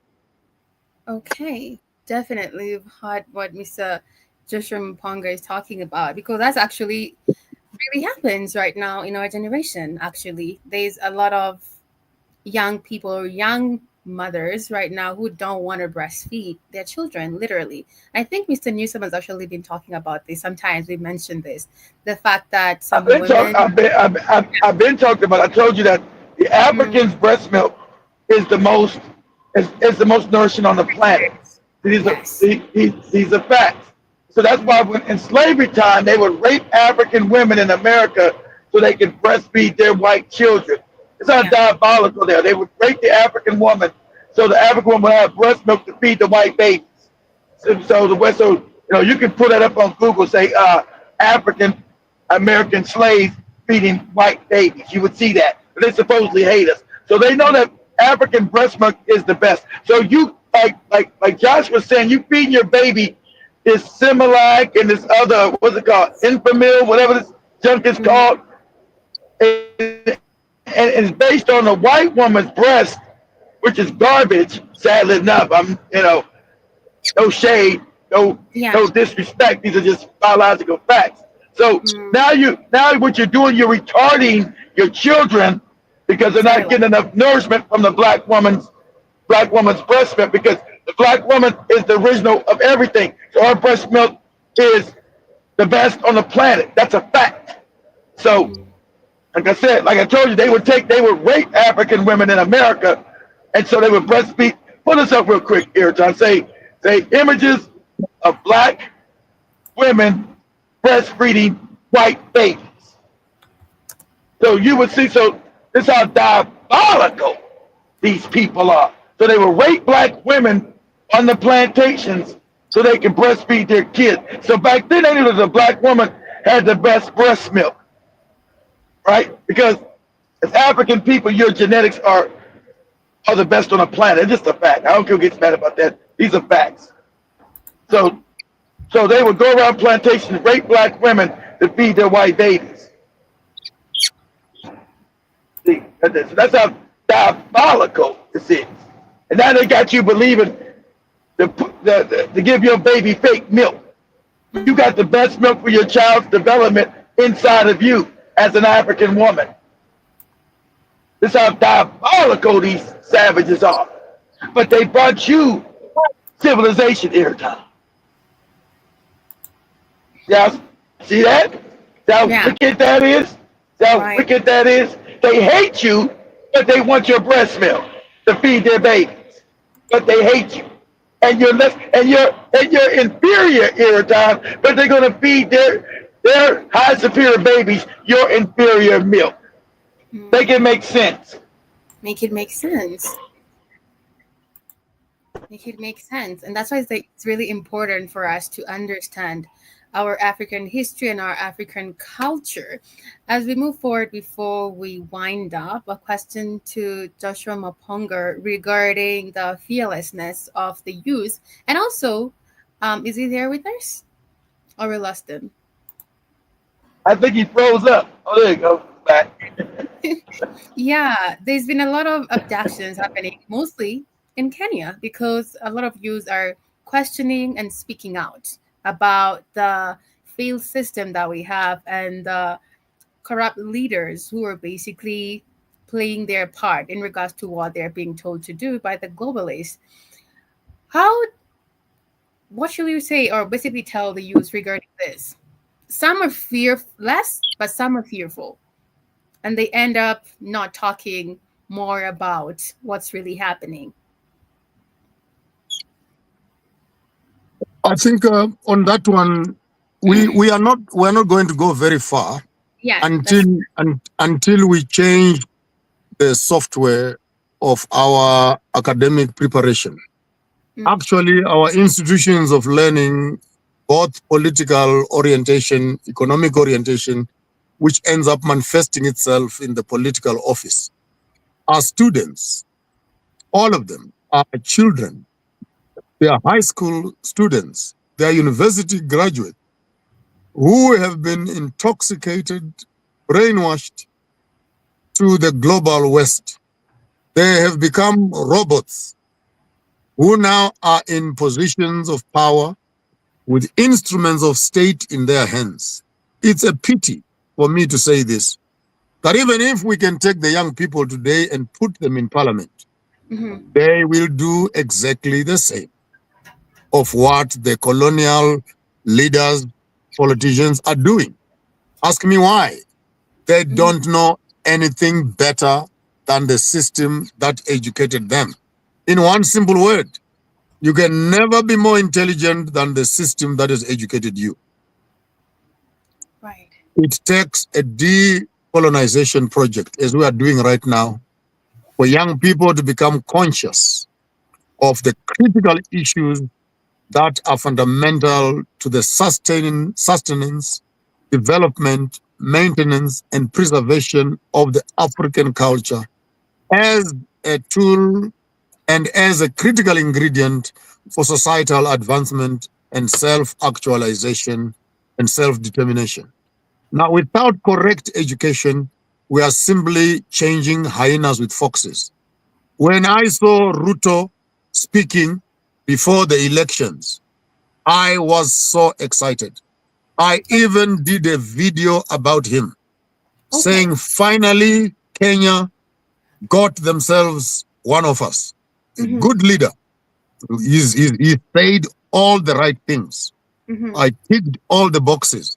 Oh, wait until he visited Biden. Wait until he became a friend of Macron.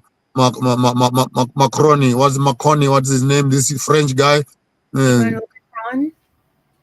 Wait until he went into the office and he saw the tables full of legislative frameworks of power.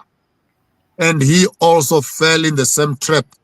Hence, when I was talking to the Gen Zs during the riots in Kenya, I had an opportunity of talking to a number of them over some consultation, Zoom meetings, and advisory section that they had allowed me to. And I told them when they were planning for the last march, they said they're going to Ruto's house. Can I please come and join them for the march? I said, I will not come there because I will have misled you to a butcher house. Number one, you are not ready for power. Number two, you don't even know who amongst you must become president. Number three, you don't have an agenda of what to transform. So just stop the nonsense. Okay. And regather yourself, replan. What we are doing right now is far much more critical. Far much more critical. If right now one of these young people listening to us should become the Minister of Health, should become the Minister of Agriculture, should become a Minister of Culture, should become a Minister of Parliamentary Affairs and Jurisdiction, at least they have a platform on which they are working on. But third, to say education is not always popular. And those who have knowledge and information are always undermined, underrated. People would rather go with popular slogans. You know, he did this, divorce him. He did this, he's cheating. He did this, and we rubbish our community in the midst of Western moralization, and which has become a big problem. That our governments are not African governments; they are colonial parastatals that are managing the colonial institutions. So, what can we do with the young people? Gather yourselves, leaders and teachers who can educate you, improve you, and prepare you to assume offices of power. But before you occupy offices of power, be informed, or else we will be changing hyenas with foxes and wondering why sheep are always disappearing.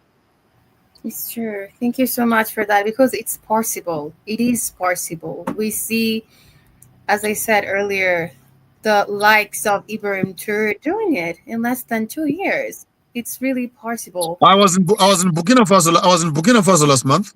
Okay. And yes, I went there to see for myself what he's doing. And and all I can tell you in Burkina Faso, no fuss, no mess. Burkina Faso is a clear illustration where political authority meets community will. It's where desire and will meet in the instrument of power, which is political power. So you need what we call political will, not political power.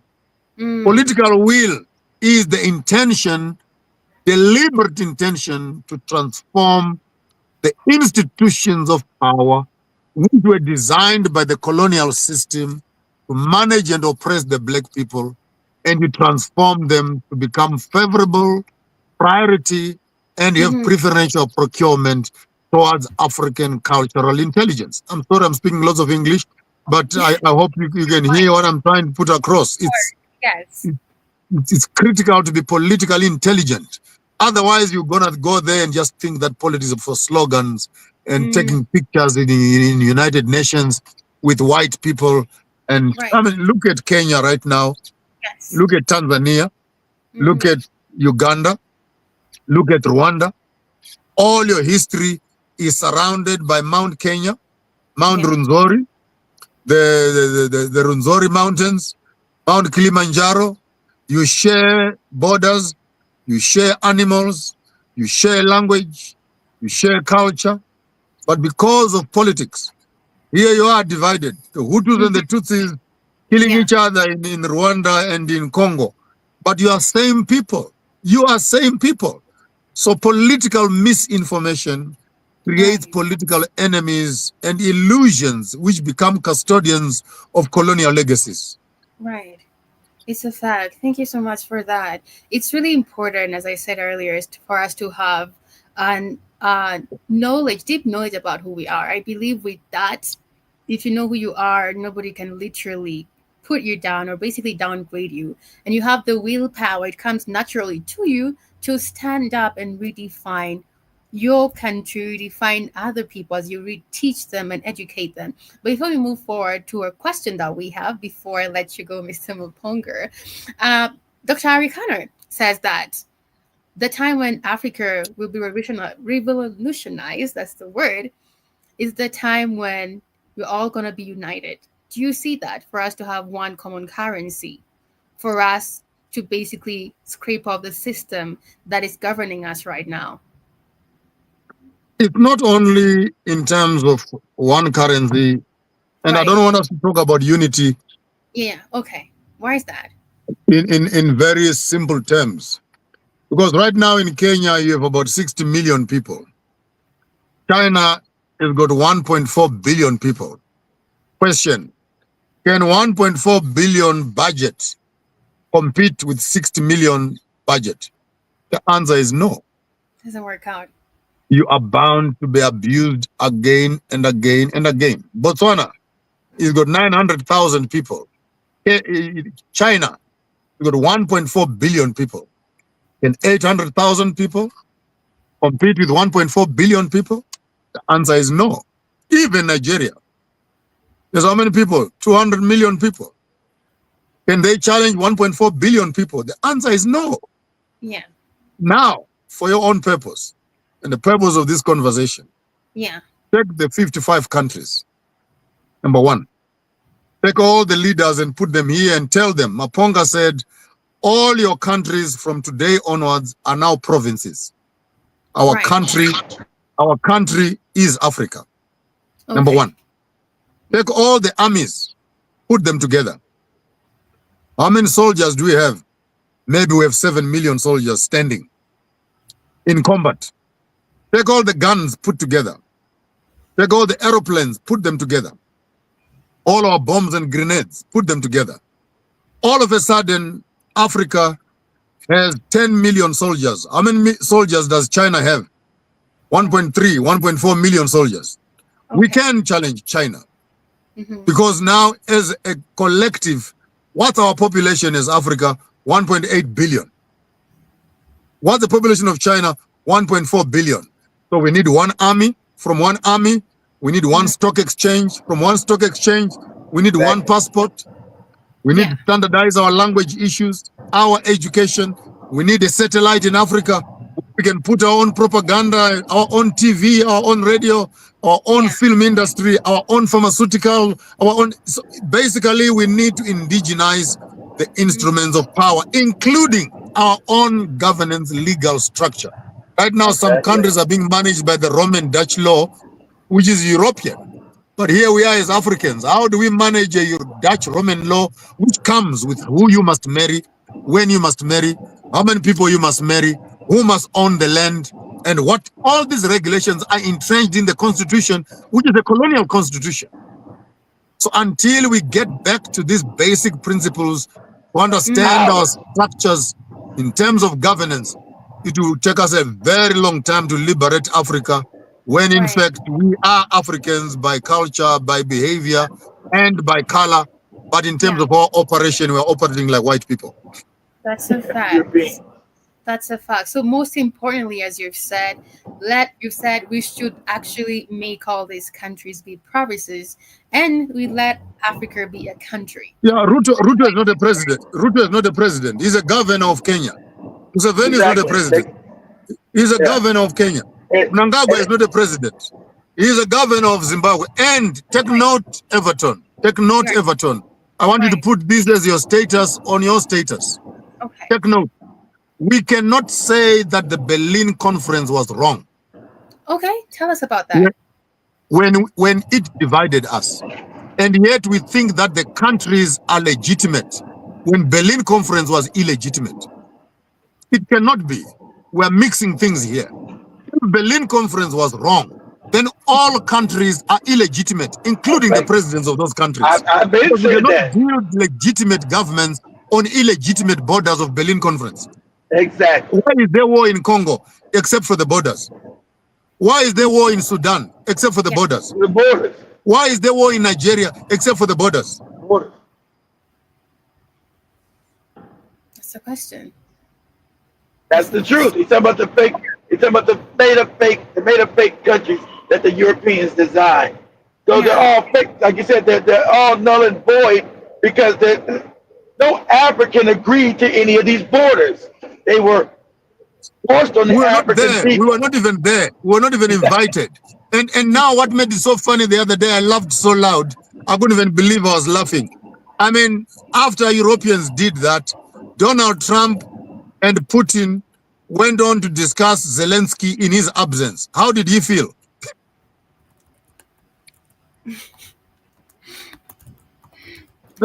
Zelensky is a puppet. He's a puppet of the West. So it's not about Zelensky, how he feels. They want to keep this war going because, like I was talking on the last year with European is collapsing economically, guys. So understand with their fake global climate nonsense that they've been talking about, that's all garbage, all fake. It's carbon credit nonsense. That was them trying to colonize the planet under their fake system of carbonizing resources. So this is collapsing. So you had CIA along with Mossad, because remember, Ukraine is Israel 2.0. If you guys don't know, this is where the Israelis come from, old Khazaria. So they were doing the bidding of murdering the Ukrainians off so they would retain those lands. The Israelis are moving into those lands. If you don't know this, I still got friends. I'm part of Marine Corps Intelligence. So this war was started by the State Department on behalf of the rulers that rule this country. America is not ruled by any Americans. Understand who owns the banks in America. And it's the names we can't mention on YouTube. The cats with the hats. The cats with the hats. So with Obama being the puppet, they went in and overthrew the duly elected government of Ukraine. Because the whole idea was to get back into Russia and break Russia up for its resources. They wanted to go into Russia, break it up, like they do in the Congo and all throughout Africa, Sudan, South Sudan, break it up. And still it's, they say Russia's probably worth like $80 trillion as far as minimum wealth. And so this war is continuing. So Trump has said, look, we're going to end the war. So that's why you got Europe all say, no, we're not going to end the war, because without this war, Europe dies. See, they can't put a standing army on the ground in Africa. They don't have the numbers. So I told you, Putin was never coming to Africa for resources. He was coming to Africa for bodies. Russia doesn't have a big population, guys. Africa does. So they don't need any resources from Africa. They need African men to help fight their wars against the other Europeans. So even though Trump is still backed by those same people, he's got to give the white people something to prove that he's not a puppet. Trump is a puppet. All American presidents are puppets. So, yeah, so they know the American people do not want to go to this war, and his white people in America are starting to wake up to realize who actually rules this country. They've been in slumber and propagandized against so much. Even though the world has been propagandized to by America, the Americans have been the beneficiary of the most propagandized system. So they're waking up, and they're starting to know there's a certain people that run this planet and run America. They're starting to know it. And white people, unlike black people, are violent. Black people are calm and loving. White people are violent. So they're starting to they starting to notice what's going on. So, so Trump is trying to pull America out of this, but the people actually run this war, they need this war because Europe is going into what it always was, impoverished. So like I said, that's why Putin gave that speech 2 days ago and told Europe, why would I want to invade you? You're $20 trillion in debt. Because anybody invades the country, you're trying to take over a country, you got to assume their debt. That's international law. They're fake laws they made. So he said, why would I want to invade you? Your educational system is dying. You have no mineral wealth.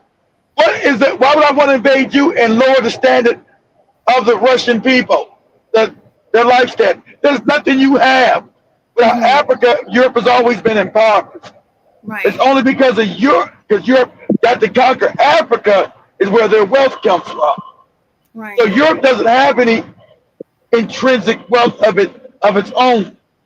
So that's what Putin was saying, but being embarrassed about. What do you got? Why would we want to invade you? There's nothing there. You have nothing anybody wants. You're in debt. Your industries are now collapsing because you tried this goofy climate change nonsense. That's a fraud. Right. That was a scam of them trying to re-lock down the world. So he's telling you, why would I want to invade you? What's the benefit? So so like Josh was saying about a standing army in Africa, which you're going to need, and Ibrahim's been talking about that behind the scenes. See, people don't know that Ibrahim went to the African Union and said, we're going to get rid of you. You're fake. You're European run. He also said, once we deal with these people up in these terrorists that the Americans have put there, I told you all terrorists are backed by Mossad and the CIA. All of them. That came out with the USAID. But I told people this 15, 20 years ago because that was my livelihood, military intelligence. So Ibrahim and this other several states said we're going to go into Congo. Once we finish this, because as Joseph Mapanga said, we're one people. They've already told Kagame and Museveni, hey, you better get your shit together because we're not going to tolerate this no more. So this is what's being said behind the scenes here. That's why they want to kill Ibrahim. Smart, keep that gun on you, young man. Don't trust nobody, especially none of these African puppets. You stay in your military gear. You don't be like Magafoo. You don't shake no people's hands because it might be poison or any kind of agent. And don't let no religious people get around you. When the Vatican comes, you keep them at arm's length. Because I think that's who killed John Magafuli. Because he was stupid enough still believing in religion, and they're the ones poisoning his ass. So he knows all this stuff. Because Putin is telling him, don't you expose yourself to nothing and nobody. You keep your gloves on, you fist bump, you don't bring nobody to your inner circle that's new, ever. As we're almost winding up, before I actually give Joshua Maponga a chance to talk about his film that is releasing today, there's a question. Oh, he's got a film, wow. Yeah, he's got a film, he's releasing it today. But tell him, can we use it? What he shared with us to play on our TV channels.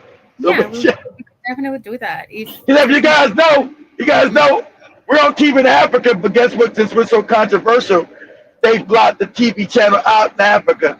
See, you're not to be woken up in Africa. Now we're live everywhere around the world, China, America, South America, but in Africa, our TV channel, you can hear us on the radio, but our TV channel is blotted out. Ain't that funny? Go ahead, airtime. we are the change you need to see in the world, right? Fire Entertainment is asking Joshua Maponga a question. He says, farmland is available in Zimbabwe and there are no whites present. Why is there food shortage? Why aren't you farming? Right. What happens is when you take land away from those that had captured it, and the system of farming has changed, and you don't educate those that are moving on the farm how to transform land from food security to food sustainability, most likely they will walk onto the land. They neither have the finances to farm it, or they have the knowledge of how to do it, and the seeds on what to plant. So taking the land, brilliant move. Maintenance, management, banking collapsed when the land was taken away. Barclays Bank and Standard Bank closed in Zimbabwe. Ask me why. Because all the loans that they had were based on the guarantees of the land, which the people had. So when the land was taken away from the people, which is the white people, into the black hands, the white banks and the white insurance company could not guarantee the financial loans, which now speaks of equipment, seeds, and implementations in terms of farming the land. But I have good news to report to you right now. As of last year, we managed to meet up our wheat quota. We don't need to import wheat for the next 24 months. We have met up our maize quota.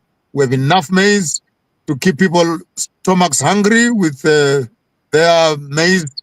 And the small seeds, we are campaigning very massively on the ground so that we can be able to get our people back to their indigenous foods again.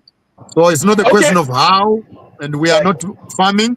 We are farming, but we took away land and we forgot to include with it an educational program that will prepare the people on land utilization and back them up with the financial systems and seeds and implementations and funds and loans on how to run those farms. So the British government folded its arms, the banks folded their arms because the intention was to see the government collapse.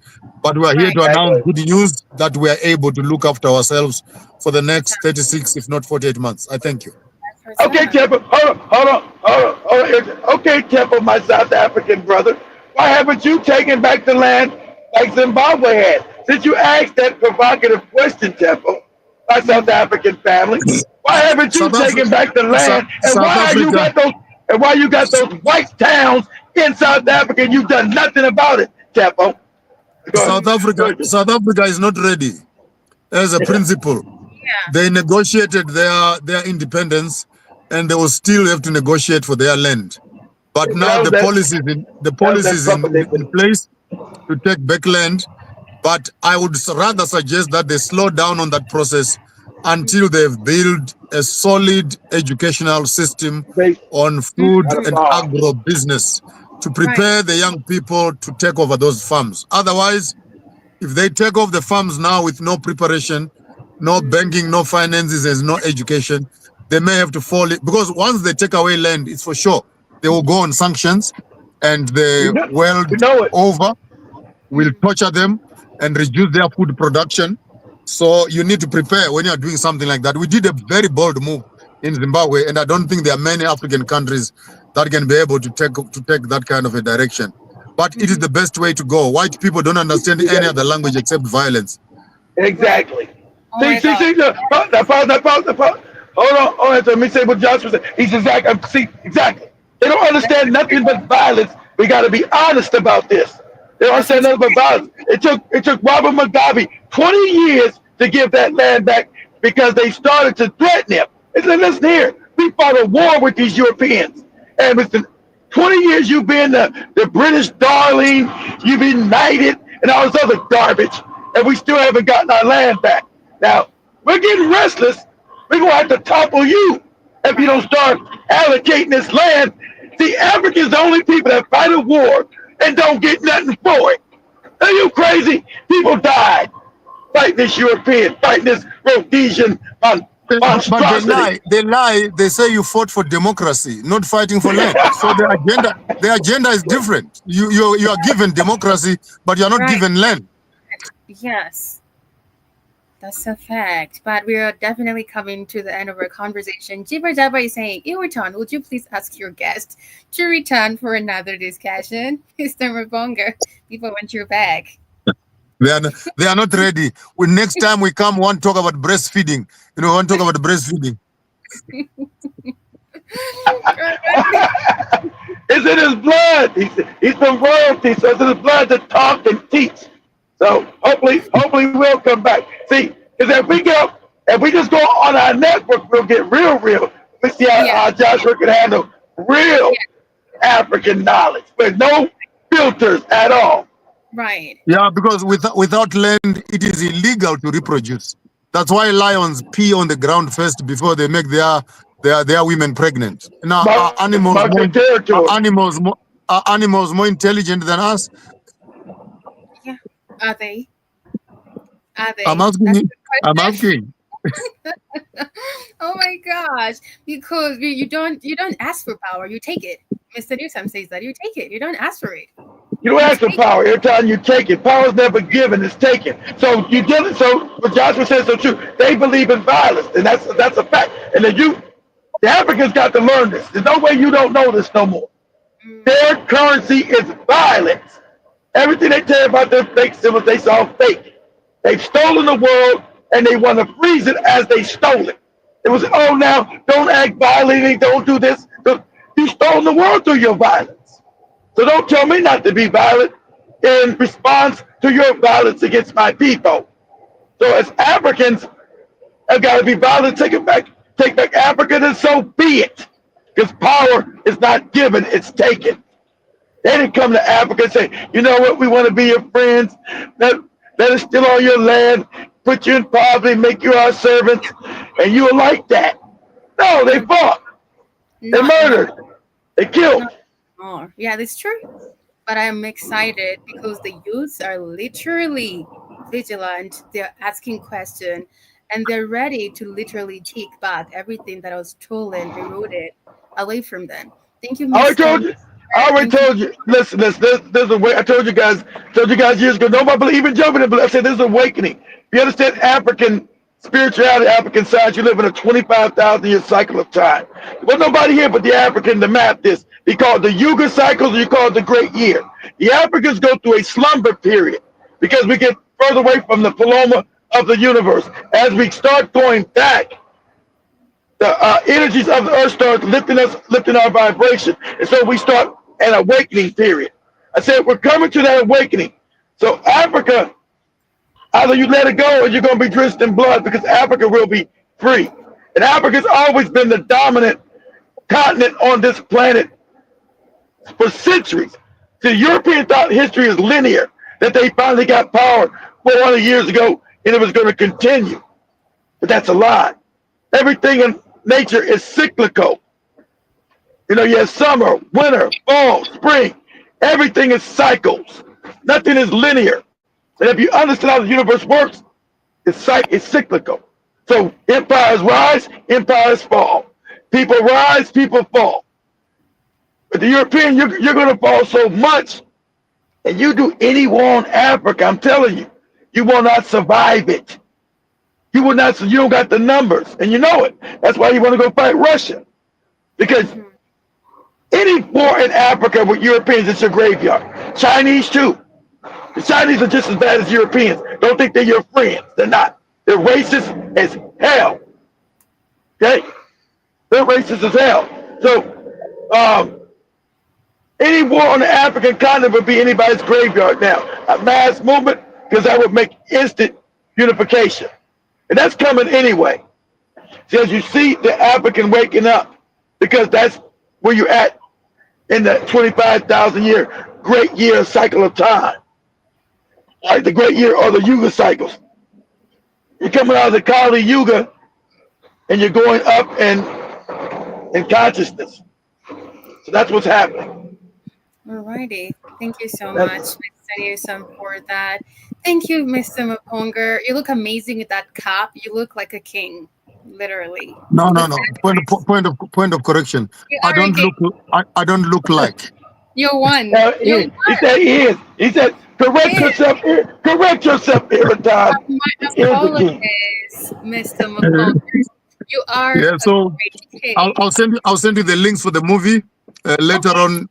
Yes, then we can celebrate together. But I'm excited. Let me run there and see what's happening there. Amazing. Would you mind telling us a little bit about it before we end up? Or we end The title of the movie is I Am King. I am. Oh, that's why you're dressed like that. Okay. No, we're reclaiming our history, and I wrote 7 of them. This is the first one, where we are looking at the destruction of the pharmaceutical companies after COVID, how people's health was held ransom by the globalists, and how African leaders participated in the destruction of the African people, and of course how we lost our culture to result in the problems of African death and etc. So it's quite a politically sensitive movie, but yes, the narrative must be told. Is there a part 2? I would love to be one of the cast. I did 7 of them. We can talk after the recording. Let's talk out of camera, yeah. Sure. I'm excited to watch that. Family, if you're listening, the film is called I Am King. That's what produced by Joshua Maponger, the royal king himself. Yeah. Thank you. Thank you so much. And again, I'm doing this movie just to encourage young people that never give up on your dreams. Keep on thinking big, break new grounds, explore, and do conquests. That's what's up. It's our time to redefine Africa as we redefine ourselves and go back to our African identity. I appreciate you. I follow your footprints. Continue doing what you're doing because I'm always watching. I'm always following. Thank you. Sorry for the delay. I got stuck up in a broadcast. My apologies. That's okay. You made it. That's the point. You made it. Thank you so much. Have a beautiful one. Yeah, we appreciate him showing up. It's been a pleasure. Yeah. No bit of humor. It's been everything. me and you are not a good combination, yeah. We're not a good combination. Hey, I'm a little more rowdy than you, Joshua Maponger. I've been in the. I'm being kind now to the European. I'm not as kind and loving as you guys are. I'm a little more rough and rugged. Why would you say that, Maponger? Why would you say you're not a good combination? It looks like the train can go off the rail anytime. That's right. I'm usually off the rail more than I'm on it. So yes. Thank you guys. Let me run. My apologies. Let me run. That's okay. Drive safely and have a good one. Take care. Much love. Right. Your last take, Mr. Newsom. Much love to Joshua. You know, glad that he's woken up. I was there at his waking up when he started waking up some years ago. I was so impressed. I was like, thank God, because we need more Africans in Africa fighting. Right. And so, it's been a glorious thing. Thank you to also Mr. Newsom for being a great teacher. Also, it's been amazing. It's an amazing journey being here at Black Heart 5 Radio Network. That was my job to come back to teach the African here, Tom. Yeah, it's amazing and it's empowering. Every day I'm excited to come to work. For sure. We die on our feet here, Tom, not on our knees. We die on our feet and we redefine Africa as we redefine ourselves every day. I feel more knowledgeable. Today, empowered. I'm ready. That's what's up. Right. A coward dies 1,000 times here, Tom. A brave person only dies once. Hey, look at that. That's what's up. That's right. That's why you gotta feel the freshness. Yeah. Thank you, Jabber. Thank you, Michelle. That was a good interview. Here, Tom, congratulations. That was a good interview. Thank you. Thank you so much. I believe it's the power of manifestation and visualization. We did it. Mm-hmm. Now we gotta get Dr. Mumby nutty ass up in here. We're gonna get her. We're gonna get her. We have to. She's in the same country as I am. I know, but she thinks she's in Babylon. Oh my gosh, I remember to download our app. Oh my gosh. On the Google Play Store, if you're using the Android device, and also if you're using the iPhone, stream on www.blackheartfireradionetwork.com for amazing healthy supplements. Remember what Joshua Maponger has said regarding your health. Okay, so let's listen into the health and benefits of ashwagandha before we move forward. Eat healthy, drink healthy. Everything should be sacred. Everything about you. Discover the natural power of ashwagandha, an ancient herb known for its healing properties.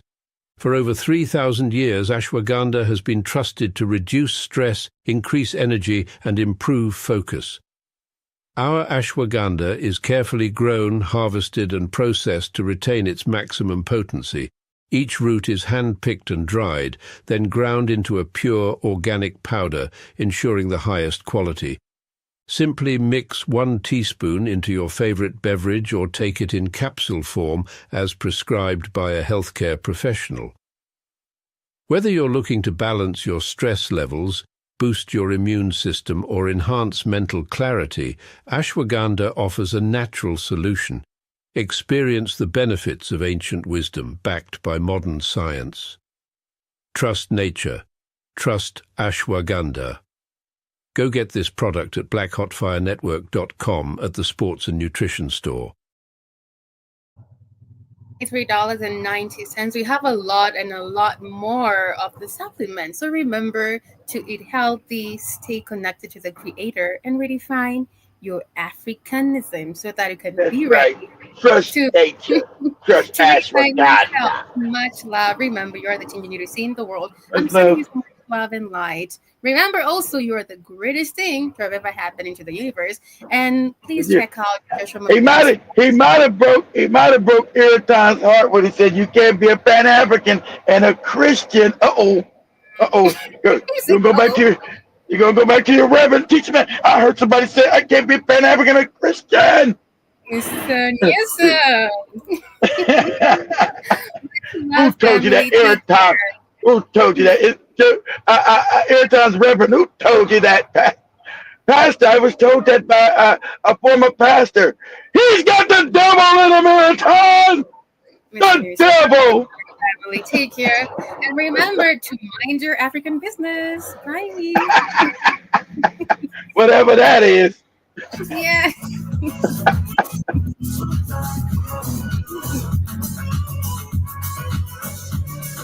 Greetings and salutations, everyone. Here is Andrew Robinson, your Jamaican brother, all the way in Switzerland. And I'm reaching out to all my brothers and sisters on the African continent. You're tuning into Black Hot Fire Radio, and you're listening to All day, every day. Y'all ain't gonna stop eating that ugali.